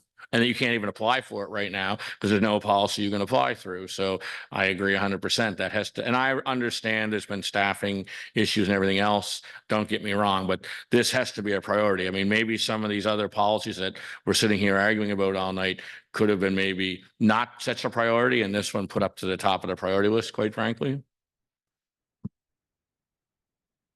Well, I agree. This has been on, it's on the motion action list, and it's been there since April. And as I said, we haven't had an update on it that I'm aware of, but maybe we've had some verbal updates on it. But obviously, it's important, and it's important, I think, when I look around the table to this council. So I think that if another motion needs to be to move a motion more priority, well, I'll make it. But otherwise, I think it's certainly consensus by council. This is important. So the staff, obviously, I think by the discussion understands how important we think this is, or do we need a motion? No, I think we got the message. However, I don't want to commit commit the community development department to something, but I think we've received that loud and clear, and I think staff will start working on that, and hopefully we can bring things forward for September 24th. Again, we've got two council meetings left with this term, so we do have to do some moving and shaking on things. Again, I don't want to overcommit the community development department. However, message received. Thank you. Councillor Halverson. And that's good. I want to see that go forward. I want to bring it back though, because the discussion at hand is about a particular homeowner and a particular problem. And, you know, will we be able to help this homeowner by addressing this problem? Will enacting this policy, getting this fund established, you know, will it be soon enough to get this homeowner off there? Right now, it's, you know, as we know, like I said, everything's getting more and more expensive every time you turn around. So, you know, I just feel bad that we keep delaying and potentially costing this homeowner more and more money for, you know, for a procedural problem on our part. You know, so I want to just make sure that whatever's we're working towards will be a solution for the problem that's in front of us tonight. So I do wonder if perhaps Tyson, what are the options right now? So if we didn't make any amendments or changes, what do those options look like now to help the homeowner get connected, whether not with a septic, but perhaps engineer term? Yeah, so I think as I talked about in the report, the homeowner came with an original proposal and had done some of the engineering work, and staff provided some clarifications on stuff in line with our specifications, our bylaws, our policies, and it got to the point where really the advice we'd given and the engineer working for the homeowner, we agreed on most points, but the homeowner got to a point where he withdrew it for whatever reason, and that's his prerogative. So going back to that would be an option if it needs immediacy, and that would include the pumping system. And the pumping system would be similar, that if you have a basement that's below the grade and you have to pump, it's that, you know, elevation challenges are able to be overcome. So there is that option. Otherwise, I think, I mean, extending the main and putting in a pumping system for one person or one residence, you know, if council wants to do that, it's possible, but we do have lots of needs in this community as well, and a pumping station is an expensive. A public pumping station, trying to capture the future growth that the mayor discussed as well, potentially, it would be a commitment. But they're kind of the two options, because the septic system is in conflict with the way the land use bylaw is written in that form zone.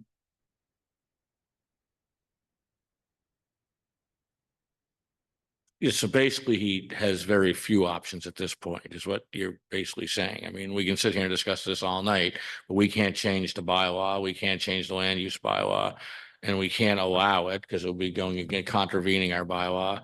So I guess until we get this fund in place, maybe his engineers go back to the table, or we get a proposal of a much bigger development over in that area, and then it becomes more feasible for the town to look at funding something like that. Then maybe it's a more feasible option rather than just for one lot, right? And by that point, maybe we have this sustainable infrastructure fund in place that we could draw money from that to help with that, because that's what it was, you know, intended for originally. Then no, I'm as much as I'd like to say, yeah, have at her, you know, we can at this point. So I think our hands are tied from a lot of perspectives, but mainly legally, we have no authority to allow it. So I guess that's why it was for a report only at this point. And I guess staff has got the point of going back to the table and getting that fund drafted, you know, ASAP. And if you want to go back to the person's engineer and just tell them that's his option. If that's his only option, that's his only option at this point. There's nothing we can do at this table to supersede those rules, so. If we're all good, can we move on? Okay, so we'll move on to Civic Square condition assessments, bandstand restoration, budget reallocation. There is a recommendation in front of us that council reallocate $20,000 from the old fire hall operating budget and $20,000 from the town hall operating budget to the bandstand restoration, totaling $40,000 for bandstand restoration and engineering. And there is a report in front of us. Tyson, do you want to? Thank you, your worship, and I warn everyone, this is my second report out of 4 in a row, so you'll have to bear with me, I think. Yeah, so your worship covered the recommendation from staff. So this relates to the Civic Square condition assessments. So when the operating budget was passed for this current year, the budget included the condition assessment for town hall, which was required based on the tender documents that were prepared. The engineer recommended if we didn't proceed with the work for town hall, that we need to do the condition assessment. And then there was also a condition assessment included for the old fire hall behind us here. So those two items were at $40,000 each, providing $80,000 in total, if you want to look at it that way. So, and in that time, since the operating budget was passed, I think we're all aware of the situation with the bandstand in May, during the Civic Square project. Some preliminary investigation was done, and that was found to be in poor condition. And at that time, that was when the staff closed the bandstand. So that kind of popped up as a new requirement for the Civic Square area. So staff issued an RFP for a condition assessment for town hall, the old fire hall, and we included the bandstand as well in this Civic Square condition assessment project, all as one, hoping that combining the scopes would gain some efficiencies and lead to some advantages for the town. So that RFP closed back on August 7th and it's valid for 90 days. 4 proposals were received, which is encouraging. Staff reviewed and evaluated the proposals, and the highest scoring proposal we received was from Reed Jones Christopherson, and that's the same firm that helped us with the Duke Street reinstatement for the damage that was done by the vehicle. So we do have a little bit of experience working with them. So the projected price of Reed Jones Christopherson's proposal, and this is for all 3 aspects, town hall, old fire hall, bandstand, is $53,695 plus HST. So based on the value, staff, anything under $100,000, staff is free to award. But this is really coming back to council where there's a change in scope. There's an additional item being added that we wanted to try and incorporate here. So on the second page of the report, there's a breakdown, and it shows the components broken into the old fire hall, the town hall, and the bandstand. And we can see the values of the assessments for each. So 12,605, 12,605, both or each for the old fire hall and town hall, and then 28,485 for the bandstand. The second column in the chart shows the operating budget values that were carried. And then the third column shows the change that staff's recommending. So we take $20,000 from the old fire hall, $20,000 from town hall, which gives us the $40,000 we would need to cover the bandstand condition assessment. So with the bandstand assessment and engineering work, to commence in the fall. So this would be the assessment and the design for the repairs and the preparation of the tender document.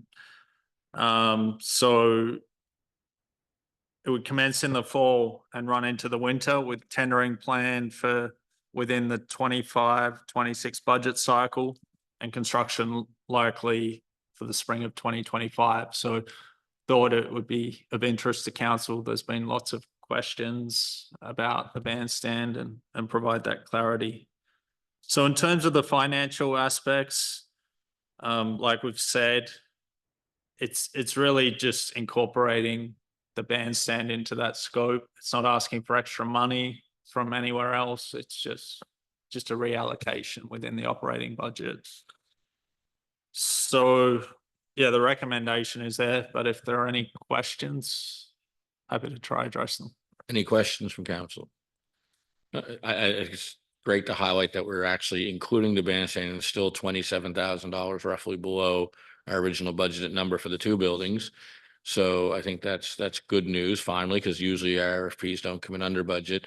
And the one thing I'd like to bring up here quickly is that there's been a lot of talk about how this council and the towns neglected the bandstand and it got in that repair. Well, staff has informed me in the last week or two that in 2021, there was a structural assessment done of the bandstand that basically came back and told this council that it was going to be good for 7 to 8 years.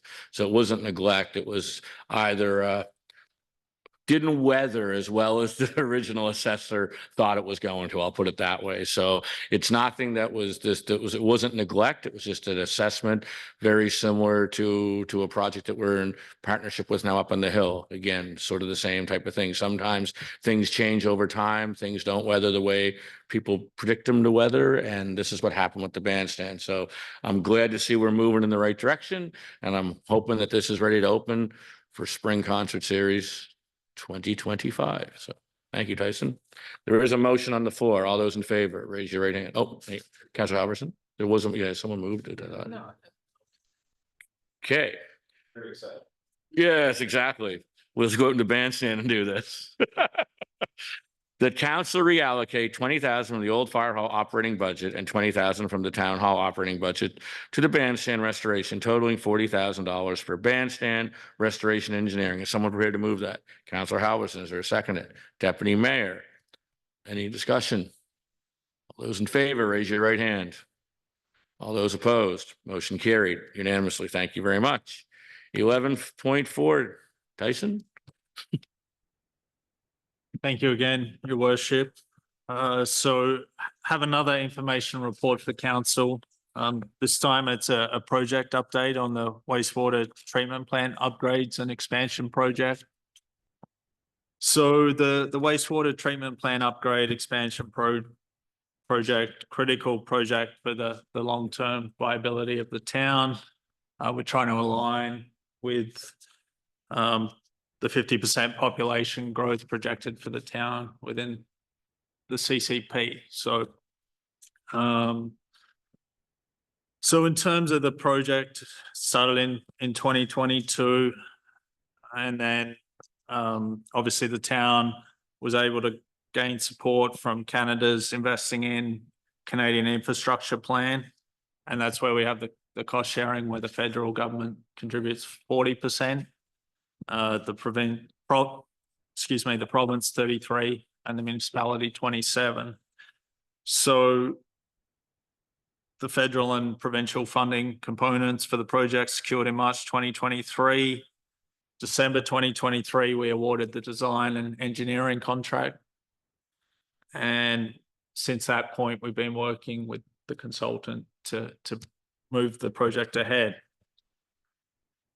So the key components, the construction of the new concrete SBR tanks, which will be a new treatment method for us, modification of the existing bioreactor to serve as an aerobic sludge digester, replacement of the screening and the blowers and the UV disinfection system, removal of the DAF units and that equipment, expansion of the dewatering by installing the sludge dewatering, I should say, by installing a third press channel, and then installation of a backup power supply generator to cover that plant when we're in power outages, which is a big deal.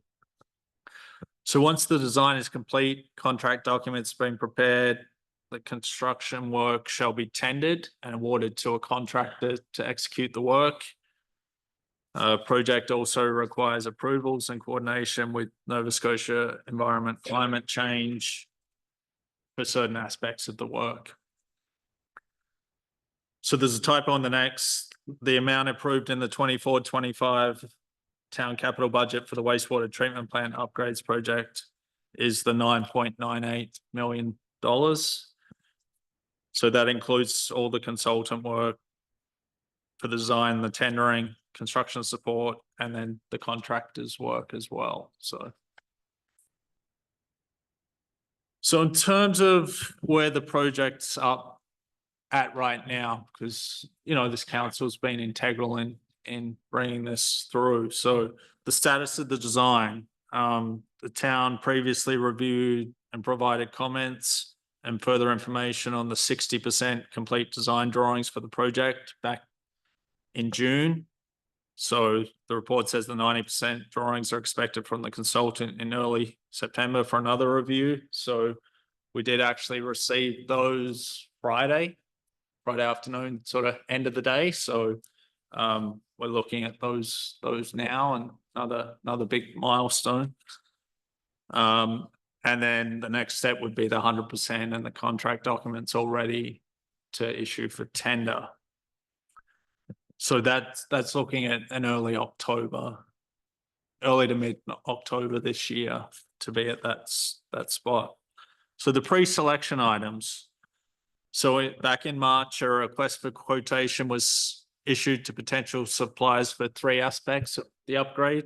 So it was the UV disinfection system, the screening equipment, and the SBR equipment. So by performing the pre-selection for those aspects, it allowed us to have some control over the type and quality of the supply items, move the design ahead because the design team would know the components and be able to incorporate them, and ensure all 3 of those components, because they're key items, they're all complementary and all work together. Whereas if you leave that to the contractor, potentially they're finding ones that meet the specification, but potentially they could be looking at the cheapest items, which isn't in the long-term interests of the town for such an important piece of infrastructure.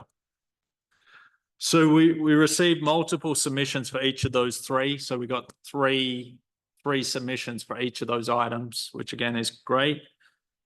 These were individually reviewed, assessed, and recommendations were made by the consultant. So we went ahead and have selected components for the UV disinfection system, the screening system, and the SBR equipment. So the commitment that the town has made to this point is for each of those components, we've paid $10,000 to the supplier to move the shop drawings ahead to give the contractor a head start and get the ball rolling.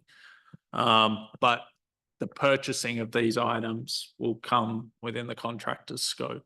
So when the tenders come in, that's when we will realize those costs. But we've agreed the amount of those supply items with the suppliers. So they'll just be passed on to the contractor that way.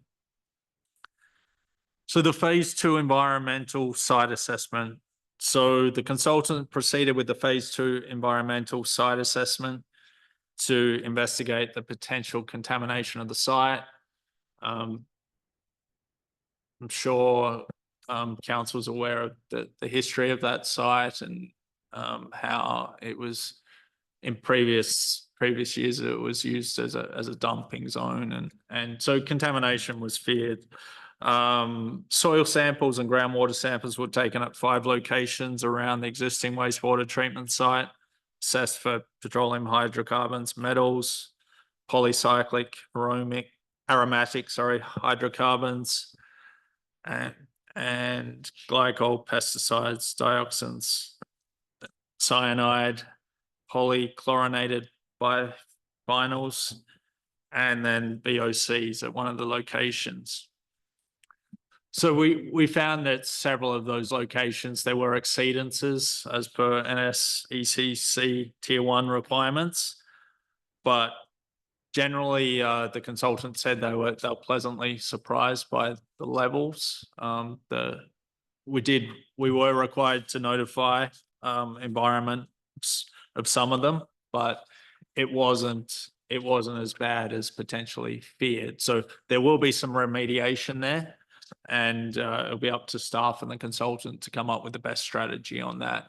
And there needs to be some additional testing sort of at a little bit outside of where the initial testing was to try and find out where those exceedances run out in terms of the property. So other items, so staff and the consultant have been working on some other items as well. So a water ingress study has been performed to better understand the approximate elevation of groundwater in the sections of the site plan for the excavation, and provide the contractor with better information for being able to counter that issue, particularly with the excavation for the SBR tanks. A scoping meeting was held with Nova Scotia Power to understand how the expanded plant can be serviced and to assist with the electrical design. And then a copy of those 60% design plans has been shared with Nova Scotia Environment just for their general awareness of the project and allow an opportunity for any feedback from them. So all positive steps there. So looking ahead, we're getting closer to the final design. The tender period is likely to run from October once we have that final design, and November. We've tentatively talked about sort of a 6 to 8 week period with the complexity of this work. And then once that tender period's closed, there'll be staff's opportunity to provide council with an update at that time. So the latest schedule sort of mapped out by the consultant has an expected completion date into July of 2026. While a lot of the control of the schedule will shift to the contractor once it's awarded. They're in control of their work, the sequencing, those kinds of things. It's something that staff intend to identify as a risk and notify our ICIP funding partners in our September progress report. So that progress report actually was requested for them to be submitted last Friday, and we made them aware of that and requested what we would need to ask for an extension based on where we feel the schedule is now. And we can also work with the successful contractor to see if there are ways to shorten timelines without incurring acceleration costs. So yeah, very exciting part of the project, and I know where it's not a new plan, it's upgrading the existing plant, the opportunity to upgrade things like the headworks and the UV disinfection aspects, which would fold into sort of replace the existing ones we have. That's a great immediate step for our wastewater team, and then the whole upgrade itself will be should be great for us all and the town. So if there are any questions, happy to answer. Thank you, Tyson. Any questions around the table? Councillor Halverson, and then Councillor Moser. Well, I'd just like to say there's a certain amount of I don't know, poetry to the fact that this is the first thing that the incoming council is going to deal with, and it was the first thing that we dealt with as an incoming council. We've learned so much. I've learned way more about wastewater treatment than I frankly ever wanted to. But it's been a lot of work by a lot of people to get this down the road and to get the funding to make this happen. It's going to be hugely beneficial. So I appreciate the update. Hey, I wish it was done 2 years ago, but working as fast as we can. So thank you. Councillor Moser. Thank you, Worship. Yeah, this is actually something excited to see come through. Actually, we started talking about this in my last council. And that's the only thing that disappoints me. I won't get to come to the final, decision on this, but it's being taken along quite nicely to this point. The only concern I have is that you mentioned that our timeline, and it could risk poses a risk with our funding partners. So, is there any more you can elaborate on that for us?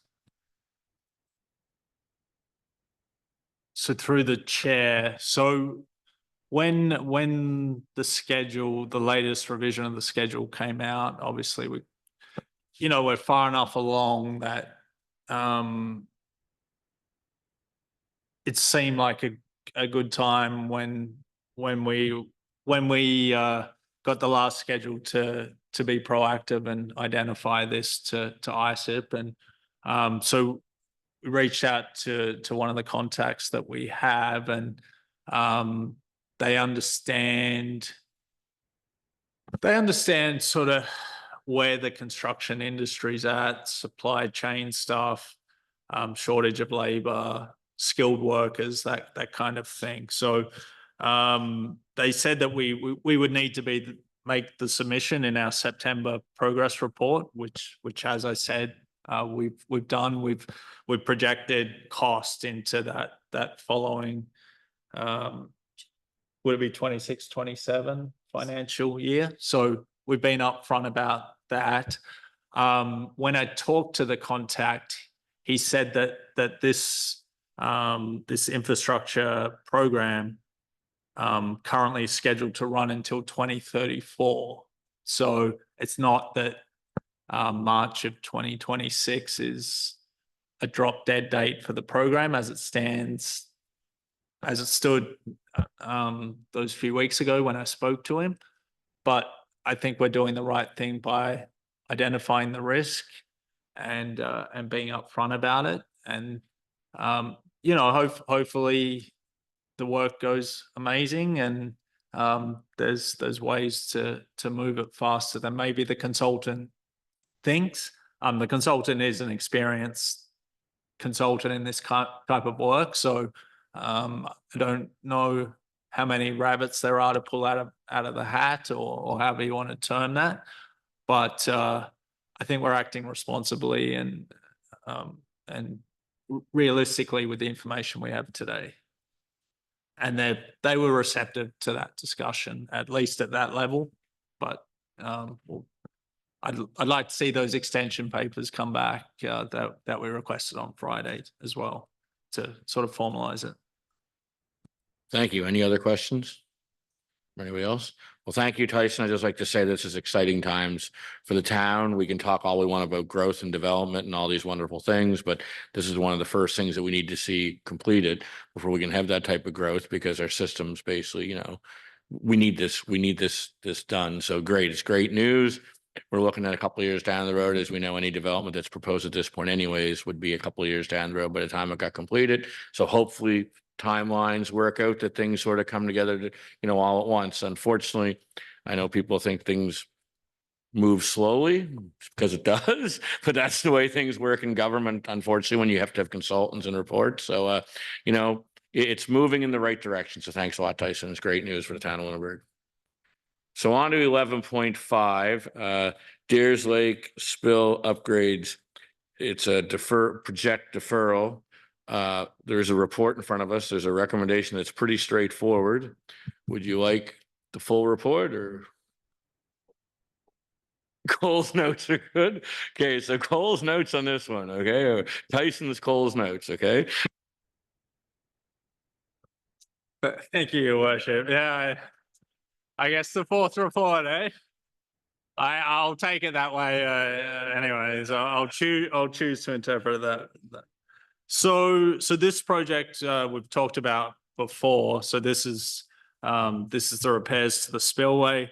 Last year we met and we had to defer it last year, where DFO came to us during the tender period and said they wanted the eel passage. So we upped the budget coming into 24-25 without a complete design to try and capture it. So we're at $200,000 in 2023, 24, 25. We bumped it to 450 without having a design to base that on, just projecting. So the consultant worked on it. It was hard because there's not really this is kind of new requirements. So they came back with a precast concrete structure for us here, quite a bit more detail to it. Still excavation around the dam. Now the eel passage infrastructure, which has quite a bit of technicality to it, and then still the same water control that you have to perform in the water course. So as I said, 24-25 budget carried the 450,000. So that includes the consultant's work plus the execution of the construction. DFO and NSECC have both looked at the design that we eventually were able to come up with and have deemed it acceptable, let's say. So we went to tender. It closed on August 13th. Ideally, we would have had it out earlier, but just the complexity of the design, it took longer for us to get it where it needed to be. So we received one submission, and unfortunately, it was a non-conforming submission in terms of the tendering. So it was unable to be considered. And that was the non-conforming aspect was advice that we got from our engineering consultant and our legal team. So hard to ignore either of those, but together it kind of we'd be taking it wouldn't make sense to ignore that advice. So notwithstanding that, the budget that we came in with, that 450, would have been it would have been very difficult to make it work with this. If we took the submission at its face value, it was well over that. And then there was also the catch that the box culvert sections, which are precast, there's a 20-week lead time on that, pushing construction into late in the year, and it's very unlikely we would have been allowed to do work in a water course at that time of the year. So, and there just would have been general concerns with the civil work, getting compactions, and the spillway needs to last. This one's lasted 130 years, right? So it's that kind of. So again, retendering based on those items is not really an option at this time. So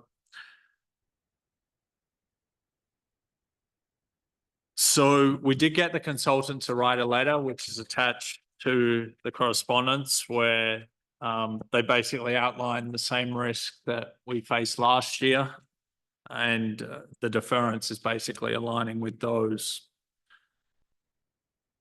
I can go into more detail if required. I guess. I think we're good. I think we're good unless we have any questions from the table. Anyone have any questions? Okay. You good to make the recommendation? No, I just want to say I appreciate the Department of Fisheries and Oceans showing up and saying that they'd like to include an eel passage without including any money to help build that eel passage. But they've provided us other funding, so I guess we can't be too greedy. But yeah, it's just disappointing that we're not. Are you concerned at all about the ability next year to get this tender through? Are we going to have somebody who can meet the tendering requirements? You mentioned that we should be able, but I'm just concerned that this is just escalating and escalating, and I understand a necessary piece of infrastructure, but my goodness, this is, are we concerned that we're by delaying this? Again, I know we have no choice because there's no one to do the work. But what would you anticipate that what are we going to be looking at here for cost estimate by the time we get this all said and done? So through the chair, the advantage of tendering it early in the year next year may give us that we get more than one tenderer, and that 20-week lead time can be absorbed in non-live construction time for this kind of work. Like watercourse works generally June to September. So if we can get this tender out early, then that mitigates some of that time. But the Class A estimate that we got from the consultant for the construction work put that work in the $750,000 ballpark. So it's significant. Like it's gone, like I said, 200. We doubled it and added some, right? Trying to cover, because we had the tender last year, so we had sort of a ballpark, and then but yeah, this is it's got large, and yeah, it's a big, your point about DFO's insistence on this, it's a big burden on the utility, and if it's a burden on the utility, then it's to customers, right? So Following up with that is, yeah, again, it didn't show up with a big bag of money to make this happen, but they have been good partners in the past. And the last item we discussed, the wastewater treatment plant, is a great example of that. How are we looking? Is there can we use the time we have now, this extra 6-8 months, to look into other sources of funding? I know staff are diligent in researching and trying to find ways to pay for things, but I guess, can we stress that is there any way of kicking over whatever stone we need to kick over to find a little more funding, making appeals to ministers, whomever we need to do? I just feel like this, we've got one thing after another. $750,000 is a big nut to crack. Thank you. Andy, go ahead. So through the chair, so a component of the funding for the existing year is $85,000 in a grant that we've received. As the price goes up, that looks, it's a smaller component. Again, when staff recognized the position we're in, we reached out to the contributor and said, this is where we're at, and we just need to make a submission in our September update but I think they're sympathetic to our position and recognize that a lot of this is out of our control, but we made applications as well for other grant opportunities. They weren't successful, but if there are other opportunities that allow us to supplement this budget, then yes, we will chase them. Thank you, Councillor Mosier. Now, my question was related to funding, so thank you, it was answered. Thank you. So any other questions, and ready for the recommendation? The recommendation is that council defer the Deers Lake Dam and Spillway upgrades project for capital year 24-25 with the intention of staff revising the budget for this item and presenting it within the water utilities 25-26 capital budget. Is there a mover? Moved by Councillor Mosier. Is there a seconder? Seconded by Deputy Mayor. Any further discussion? Yeah, just one question before we vote on the motion.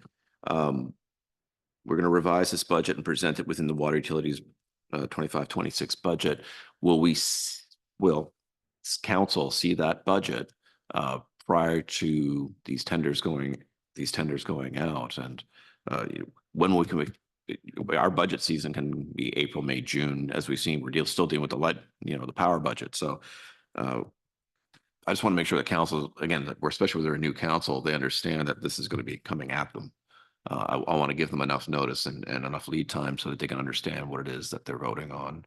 Well, what I heard from Tyson, and I agree, maybe we could get, like, if we got this pre-approved early on in the term, because he wants to get the RFPs out early so the work can commence earlier. Right. So I would like to see this in the new council get presented, as early as first thing in the new year, once the new council's trained and orientated and everything else. That would be one of the top items that you see on an agenda, but that would be up to staff to bring forward. But I think that would be the way to go myself, but Yeah, I just wanted to stress that that will be an item, and I heard your recommendation. I just want to make sure that we do follow through on that, so. So through the chair, I think this year the town capital budget and the water utility capital budget was January 9th. And, recognizing it will be a new council, but I think that would be our preference to get those things resolved and allow us to be proactive. great. Excellent. Thank you very much. So let's vote on the motion. All those in favor, raise your right hand. All those opposed, motion carried unanimous. And I just want to thank you very much, Tyson. You're on the spotlight there for 4 or 5 reports in a row. So you earned your overtime tonight. Tyson. Okay. Thank you very much. So now 11.6, amendment to the Lunenburg County Inter-Municipal Regional Anti-Racism and Diversity Agreement. There's a recommendation in front of us that council extend the end date of the Lunenburg County Intermunicipal Regional Anti-Racism and Diversity Agreement to September 30th, 2026. There was a report there in front of us. Someone prepared to make that recommendation. It's been moved by Councilor Duggan. Is there a seconder? Seconded by Deputy Mayor. Any further discussion on the motion? All those in favor, raise your right hand.